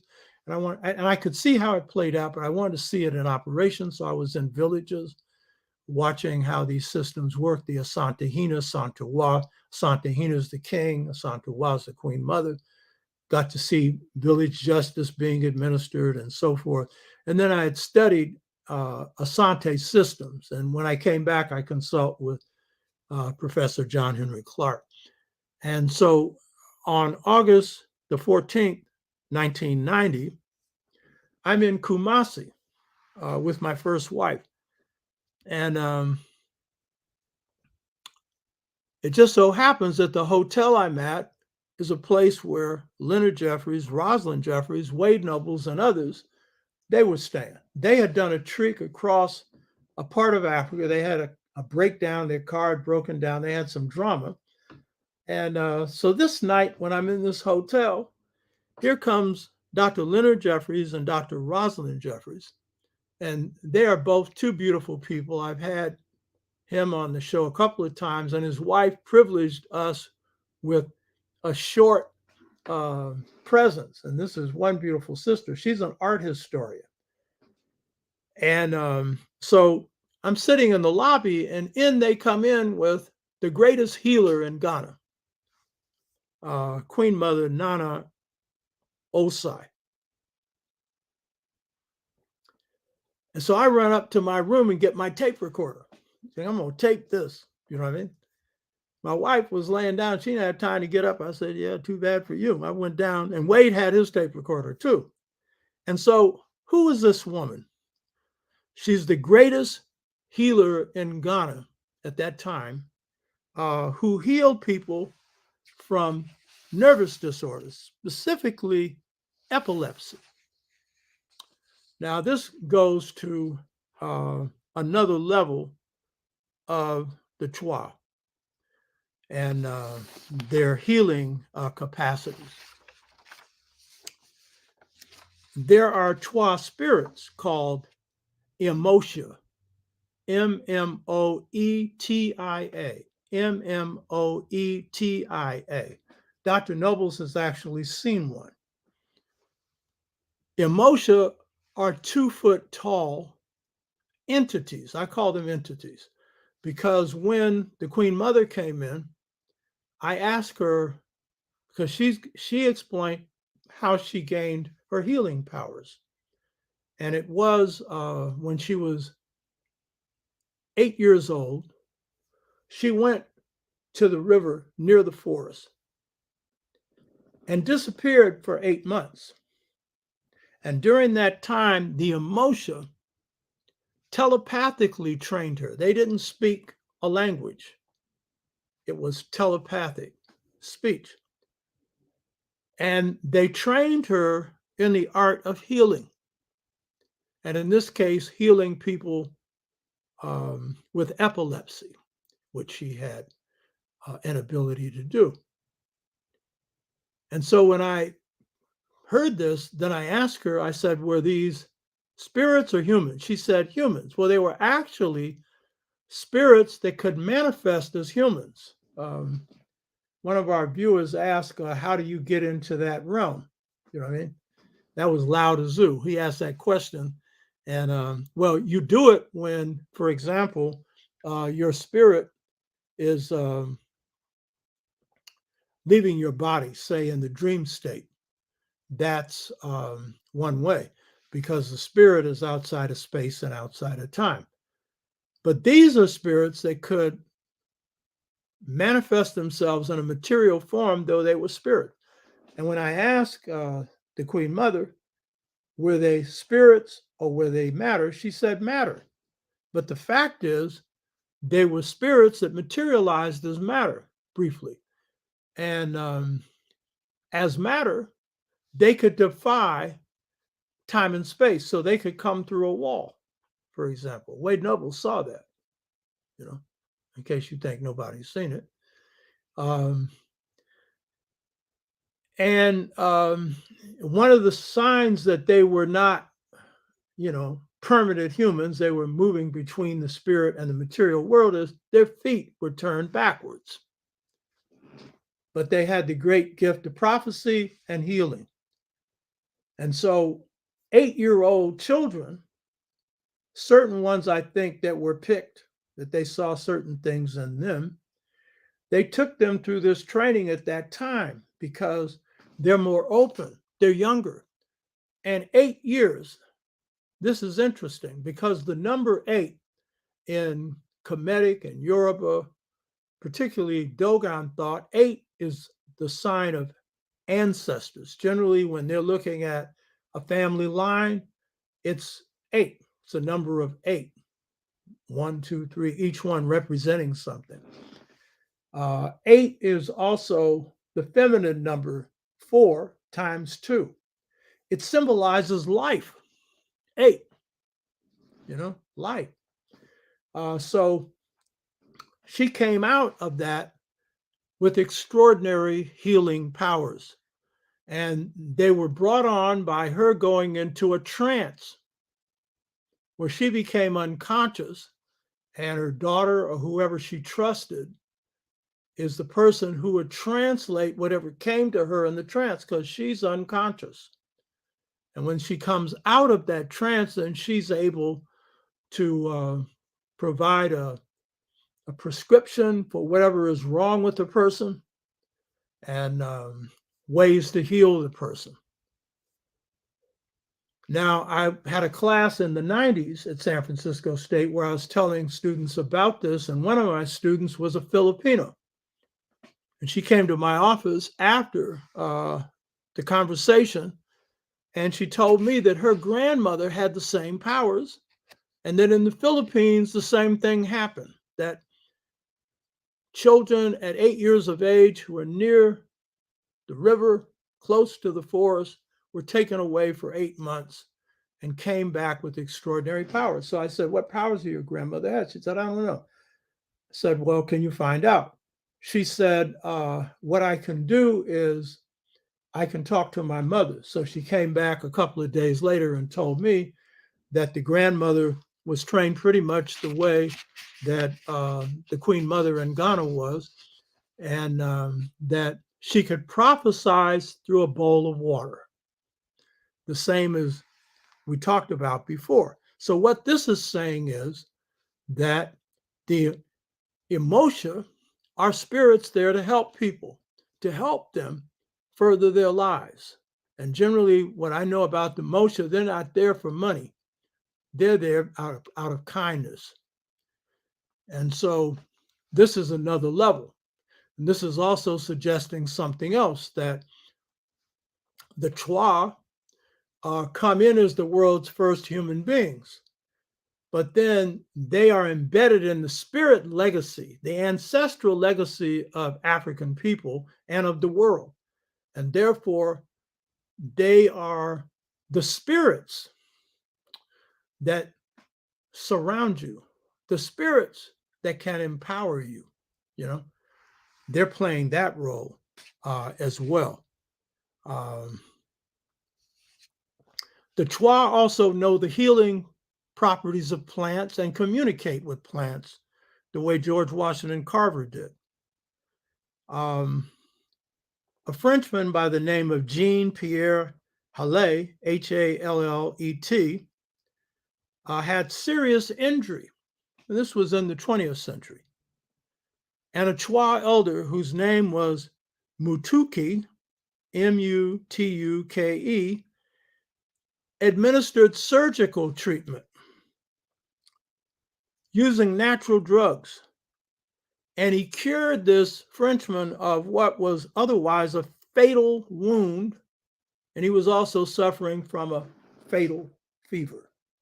So they're surgeons as well, you know. So this is their contribution to medicine. And this is just the surface of it, you know. But they introduced this. Now, in the West, the best known person with these powers, and there are many that have it, black, white, brown, red, yellow, is a man named Edgar Cayce, Cayce. Some of you have heard of him, some of you have not. And they have a building that houses all the readings that he did. Cayce was a person who received requests from doctors for healing for patients that they couldn't cure.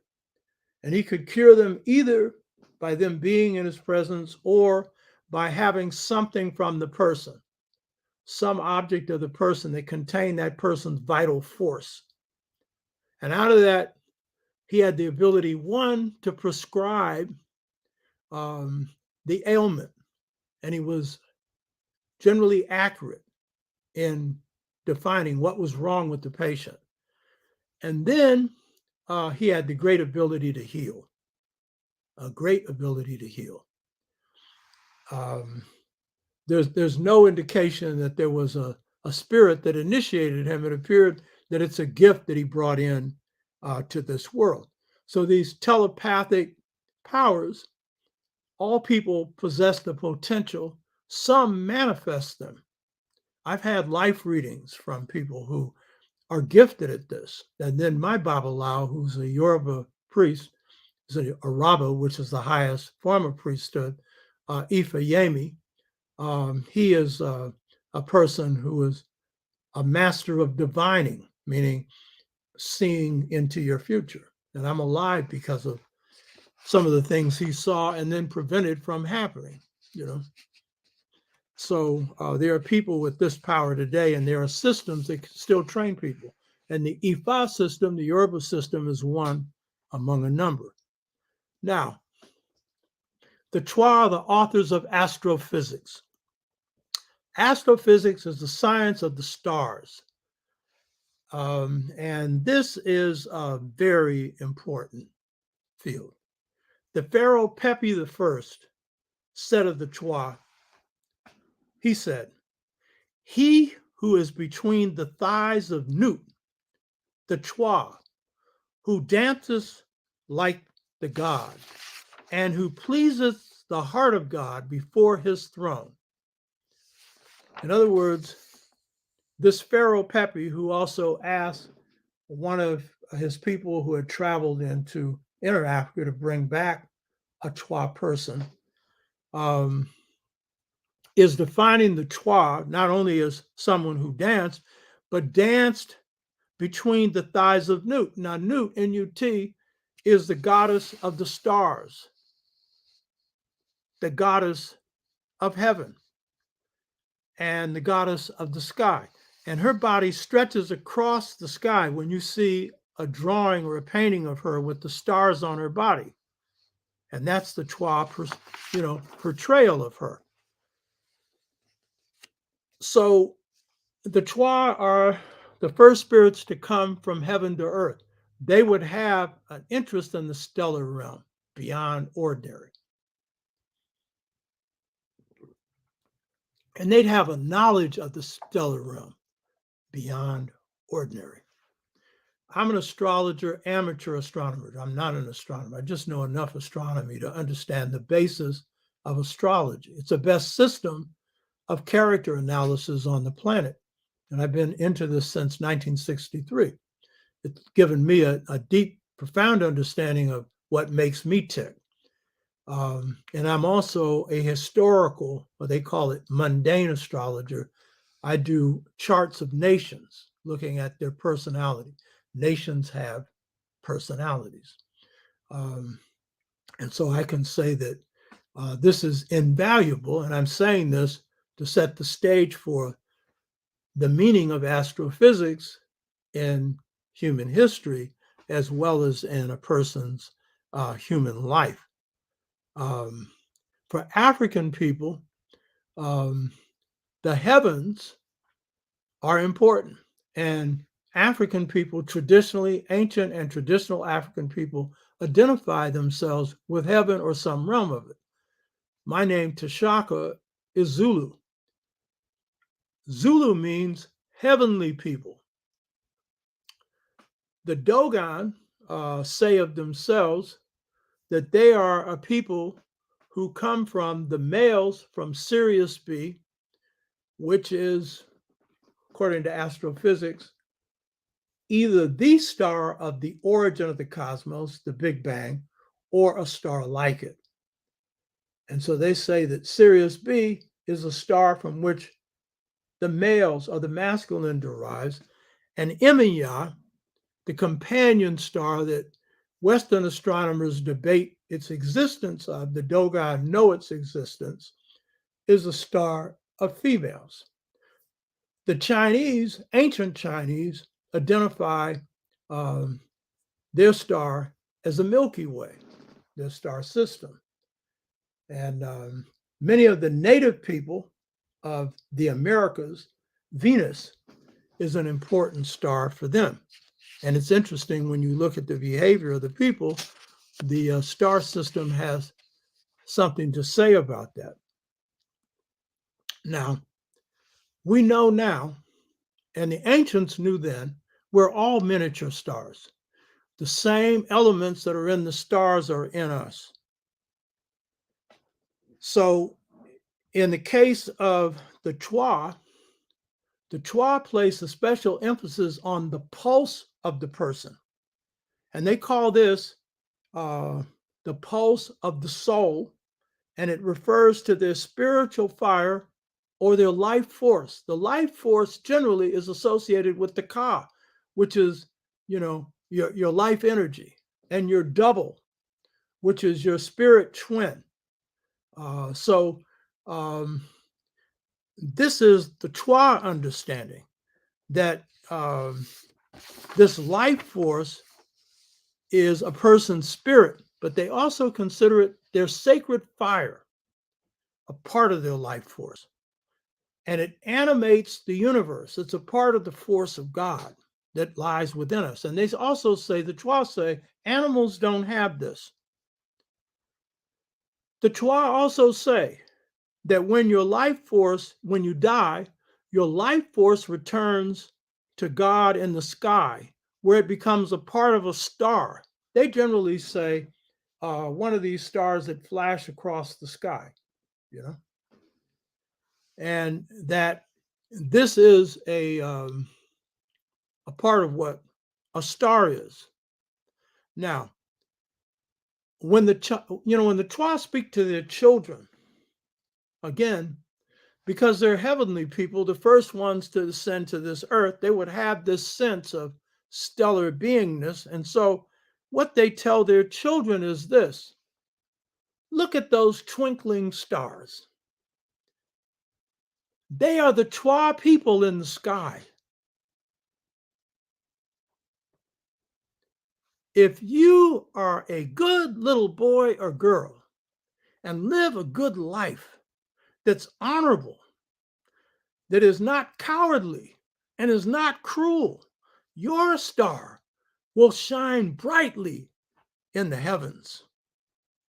But if you are a coward or a cruel person, it will be dim and no one will be able to see it. So when the children are told this kind of stellar knowledge, their eyes light up and they say, oh, I will always be good. My star will be the brightest. So the Twa see a vital connection between themselves, humanity, and the stellar and planetary realm. They are the authors of astrophysics. And the best proof of this is the discovery that has been made in Kemet at a place called Nocta Playa, N-A-P-T-A-P-L-A-Y-A. I owe the knowledge of this to my best friend, Kehinde Solowazi, who recommended that I read this book. He's a deep reader, and he's always turning me on to books. And this one in particular is a book on the stellar system and the knowledge that the people of Nocta Playa, which is near Giza, Gizeh, is where the pyramids were built later. And there, an astrophysicist by the name of Thomas Brophy, Brophy, Brophy,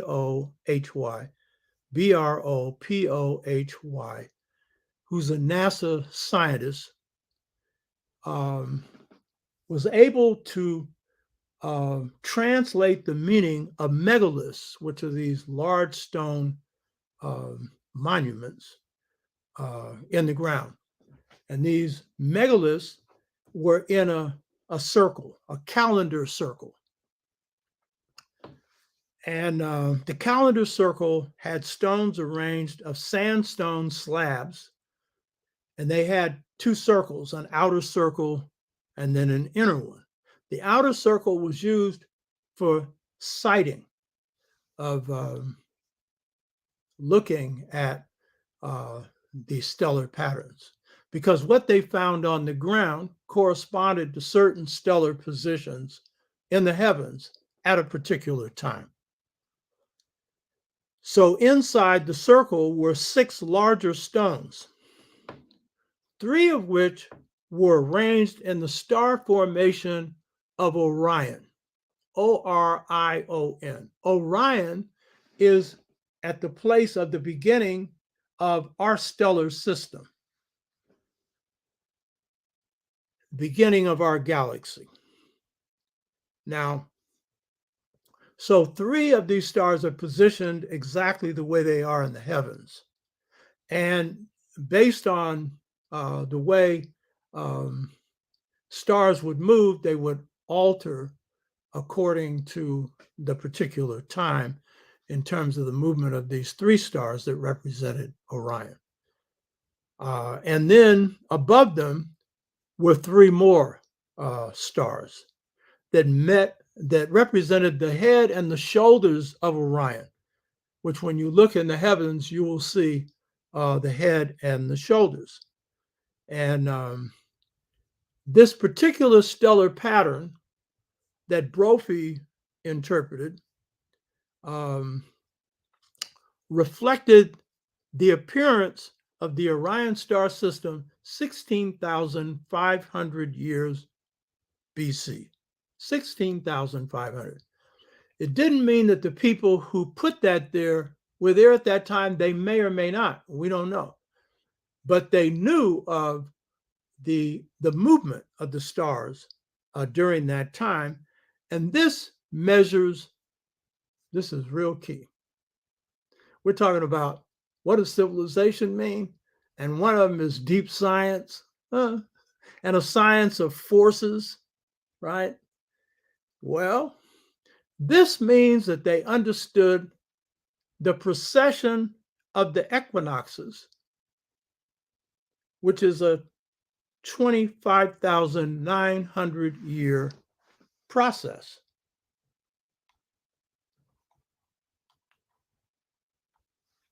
Let's see if I can show you this here.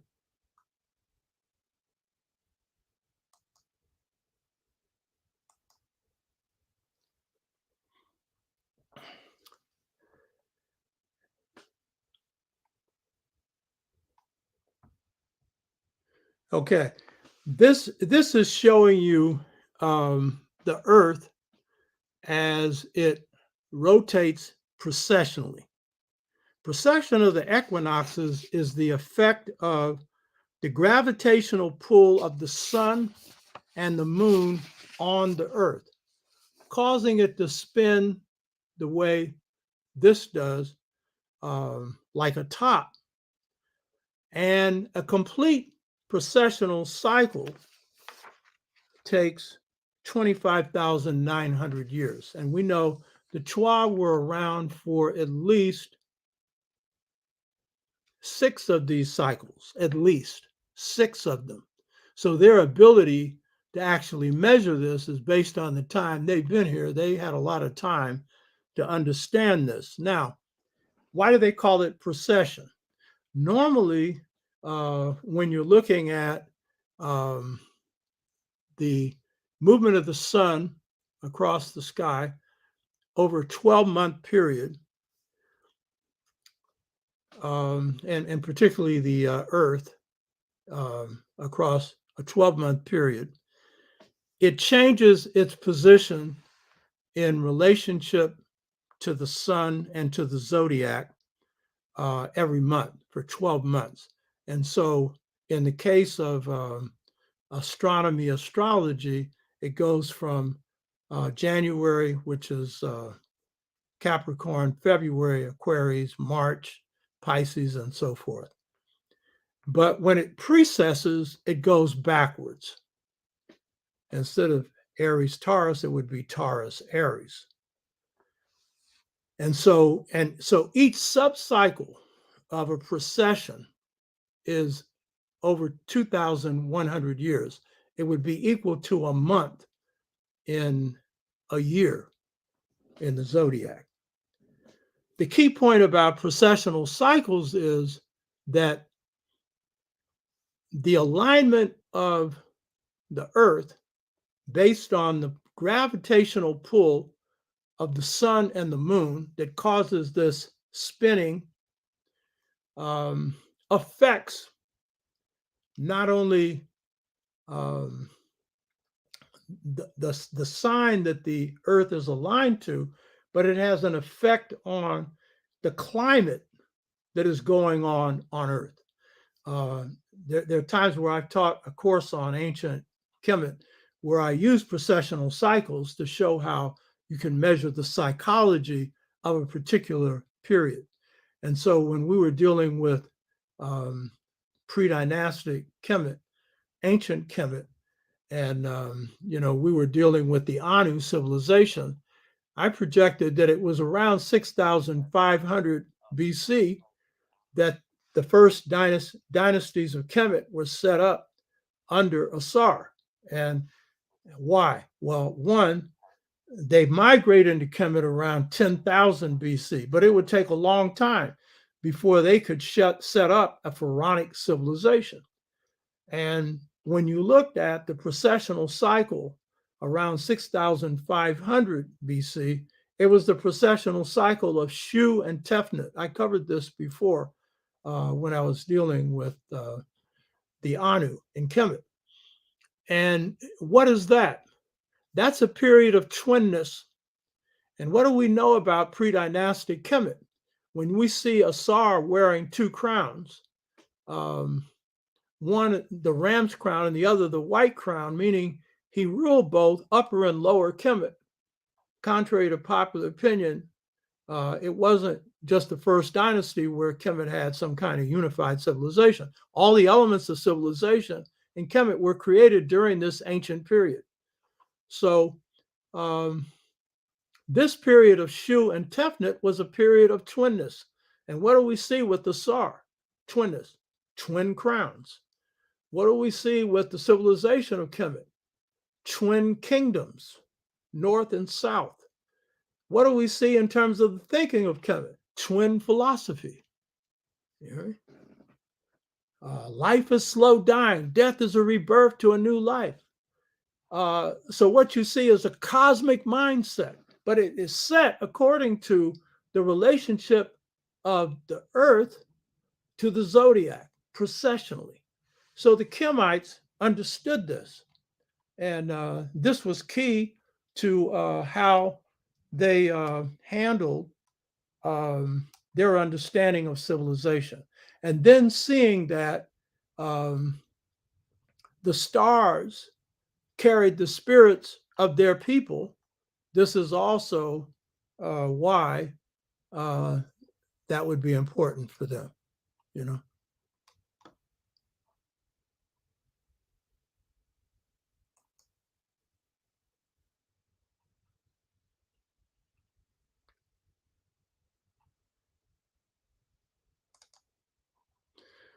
So let's summarize. The primordial Twa, God's first people, the people of the light. What did they bring to humanity? The first people. And what did these first people bring?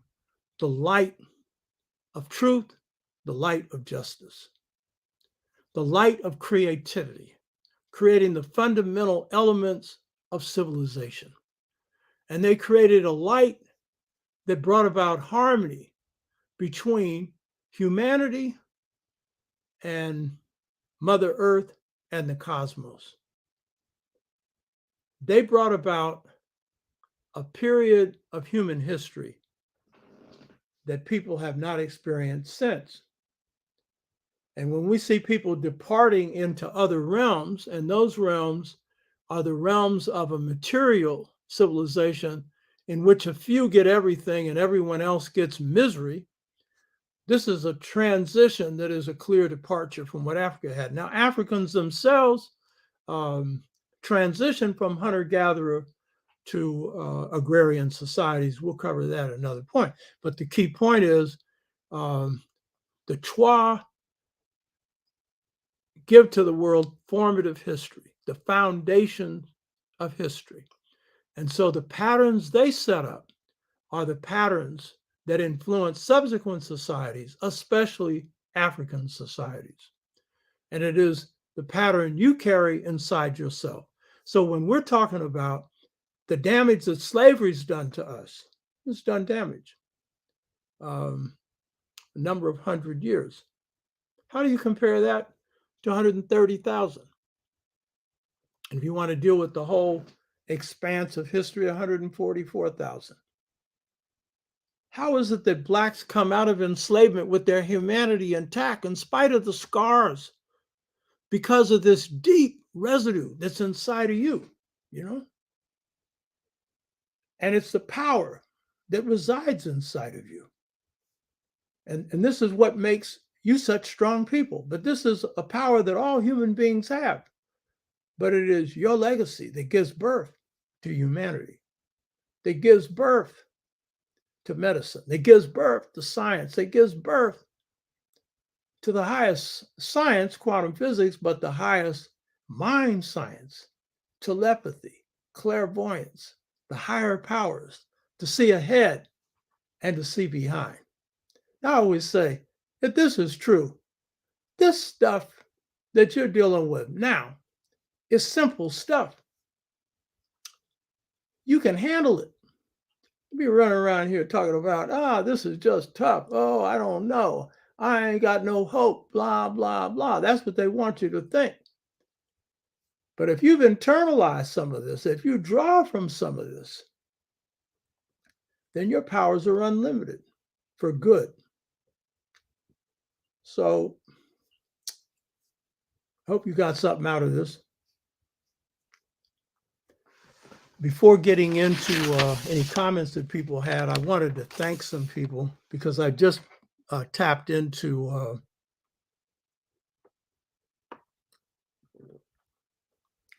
the Google account, and I want to thank people who have made donations to the show and who also are dedicated viewers and raise some good questions.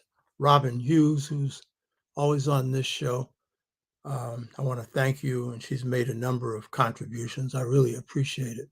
Thank you. Ajamu Webster, who was on a couple of weeks ago, thank him. He made a couple of donations. Francine Leonard has made a number of hefty donations. Thank you. Angela Houston, thank you. Steve McKenzie, and Angela's made a number of donations. So I appreciate this because this isn't going to finance me. I didn't do this show to make money. This is going so that we can, right now, what we need to do is bring on a person who has a specialty in bringing in subscribers. And this is going to cost a little money. And this is something that Lawrence Freelo, who's a master of managing computer technology, as I pointed out before, has a MBA and a master's in computer technology, former student of mine.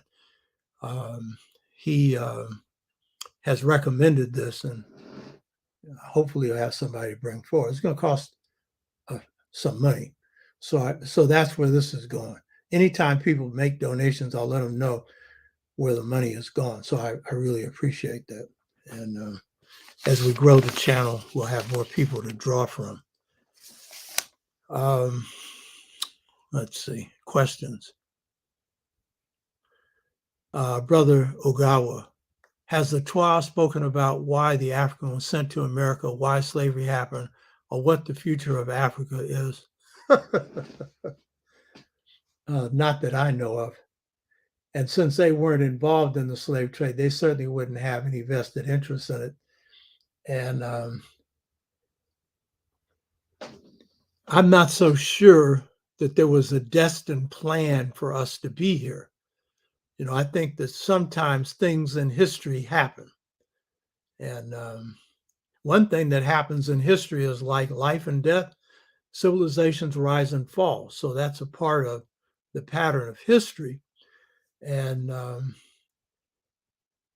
I think that spirits in heaven choose to come here for a particular task. It doesn't necessarily mean slavery, but it may mean certain trials and tribulations that could end up being that. Because the issue of enslavement and stuff is choices people make. And I don't think that's a choice that God makes. And you know, that's too often our view of everything, that God's the source of all of this. We have free will here. People make decisions here, you know. So I'm not so sure this was a divine plan. Even though we can make it something divine by turning this into something beautiful, as we do in our art and in our culture, turning ugliness into beauty. So I don't know about that.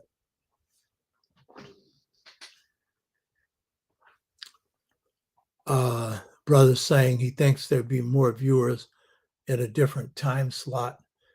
I don't know about that, because the time slots, we have a global audience. And so the majority come from the US, and there's a 3-hour time difference there. I'm not so sure it's the time slot because people can come and watch the show at any time. They may not be on the live, but they can watch the show at any time.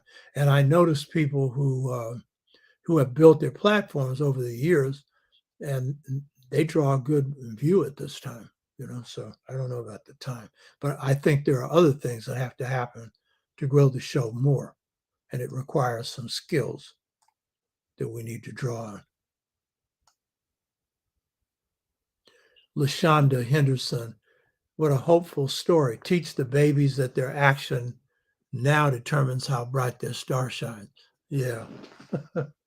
and it shines also in your lives now. You know what I mean? I mean, what you do now, you're going to leave this for humanity,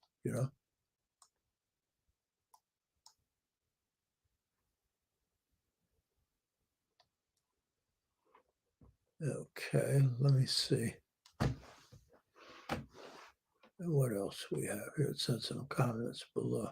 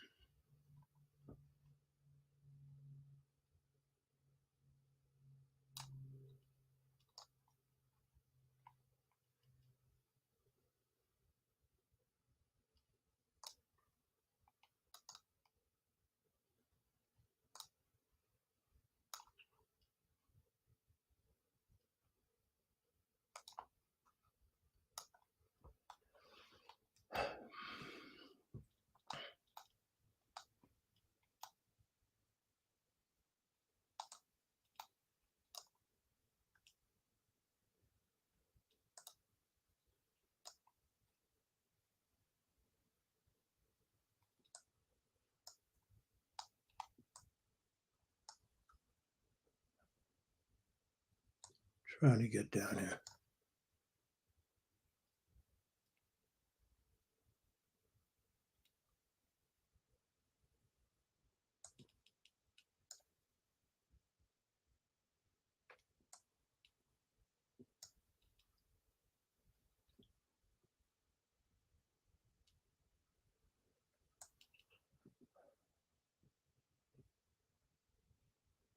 Lao Tzu. Doctor, how did the C.O.R.E discipline their children with the encroachment of Western-dominated, assimilated African people on them, and has this altered their practice?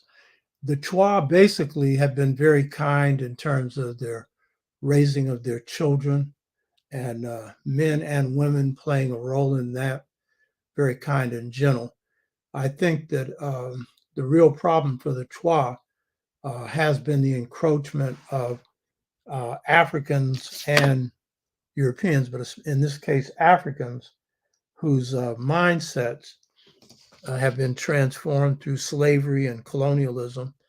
And so some of the C.O.R.E have faced some real mistreatment at the hands of Africans who they civilized.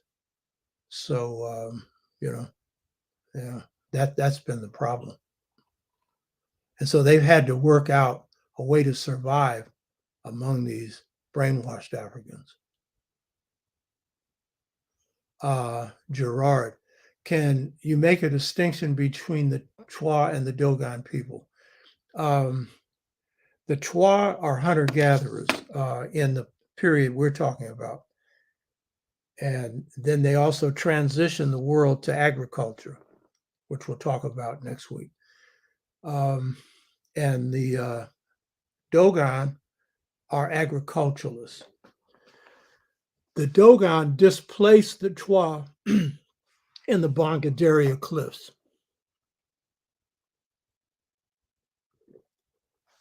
And this is a mountainous region of Mali that the Dogon retreated to avoid conversion to Islam.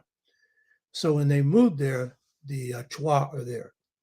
And my reasoning is based on certain elements of Dogon culture that's Kemetic based. I think a lot of that comes from the C.O.R.E. And I think that the Dogon learned some things from the C.O.R.E, some of their astrophysics. I think that the Dogon came up with their own astrophysics calculations that are masterful, but I think they learned some of that. And I think particularly the C.O.R.E who had, as Anu people, had retreated out of Kemet, because there are certain elements of Dogon civilization that have a C.O.R.E mark that doesn't seem to have come from the Dogon presence in Kemet. And I think it came from the C.O.R.E. You know?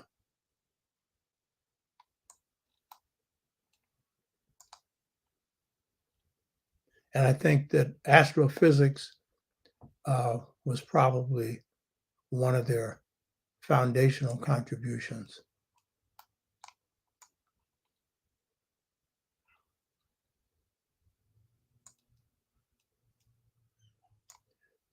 LaShonda Henderson, in a story by Anne Rice, she talks about science called servants of the bones. Our stories are often retold in spaces to make them sound like fantasy, so we won't look deeper. Yeah. Now that's interesting. She calls it servant of the bones. I'd like to know what she means by that, because there's certain divining systems that you actually use bones for divining. So I'm wondering what she means by that. Brother Ugawa, I'm a big fan of Edgar Casey. Yeah, he's talking about the records he tapped into. If there's anything else here.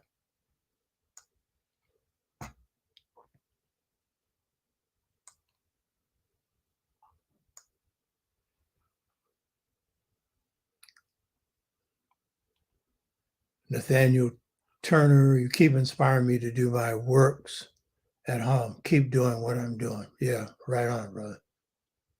Yeah, that's the point of this show. Okay. I've enjoyed this. I hope you note a lot of research goes into each of these shows, because I don't want to repeat myself and then some things come up. But the main text that I would suggest, if you want to get a deeper reading into this show, is the book, The Integration Trap, Generation Gap Caused by Choice Between Two Cultures. You can get this through Gumroad. And my reference to the star system found at Nata Playa is this book called The Origin Map. And those pictures there are the pictures of the megaliths found. those three are the megaliths that chart Orion. And then the top is the head, the body, that chart the precession of the equinoxes. Worley Smith, after all our indoctrination and education and degrees, your presentations are the missing link for us. Thank you. I'm glad to hear that. And Brother Kamari, Dreamchild Renzori, who just came back from Las Vegas with his lady. Y'all enjoy yourself. Hope you didn't waste no money on those one-armed bandits. The last time I went to Vegas, I spent 25 cents. But that's a nice place to just hang out and cool out. And this comment is light and love to you, Baba Shaka, and many thanks again for your pedagogy. And let's hook up, because you had said you wanted to talk. Let's hook up. You got my email address and I got yours. So let's hook up and we can talk. Let's see if there's anything else here. Oh, wow. He's saying hanging with our man's Kingfish. Wow. Was Kingfish in Vegas? Kingfish, for people that don't know, is one of the baddest blues musicians out there. And he's just a kid, you know, kid. He's in his 20s. performed at the White House and stuff, but he's bad. He can do stuff with that guitar and his singing that's just out of sight. I mean, okay, that's it. Hotep, folks. And okay. Kamari says, yes, sir. Got his first Grammy for Best Contemporary Blues Album. Yeah, he deserves it. He really deserves it. I've attended a couple of festivals where I viewed him performing. He's one bad young brother. You know what I mean? Bad as in good. Okay. Hotep.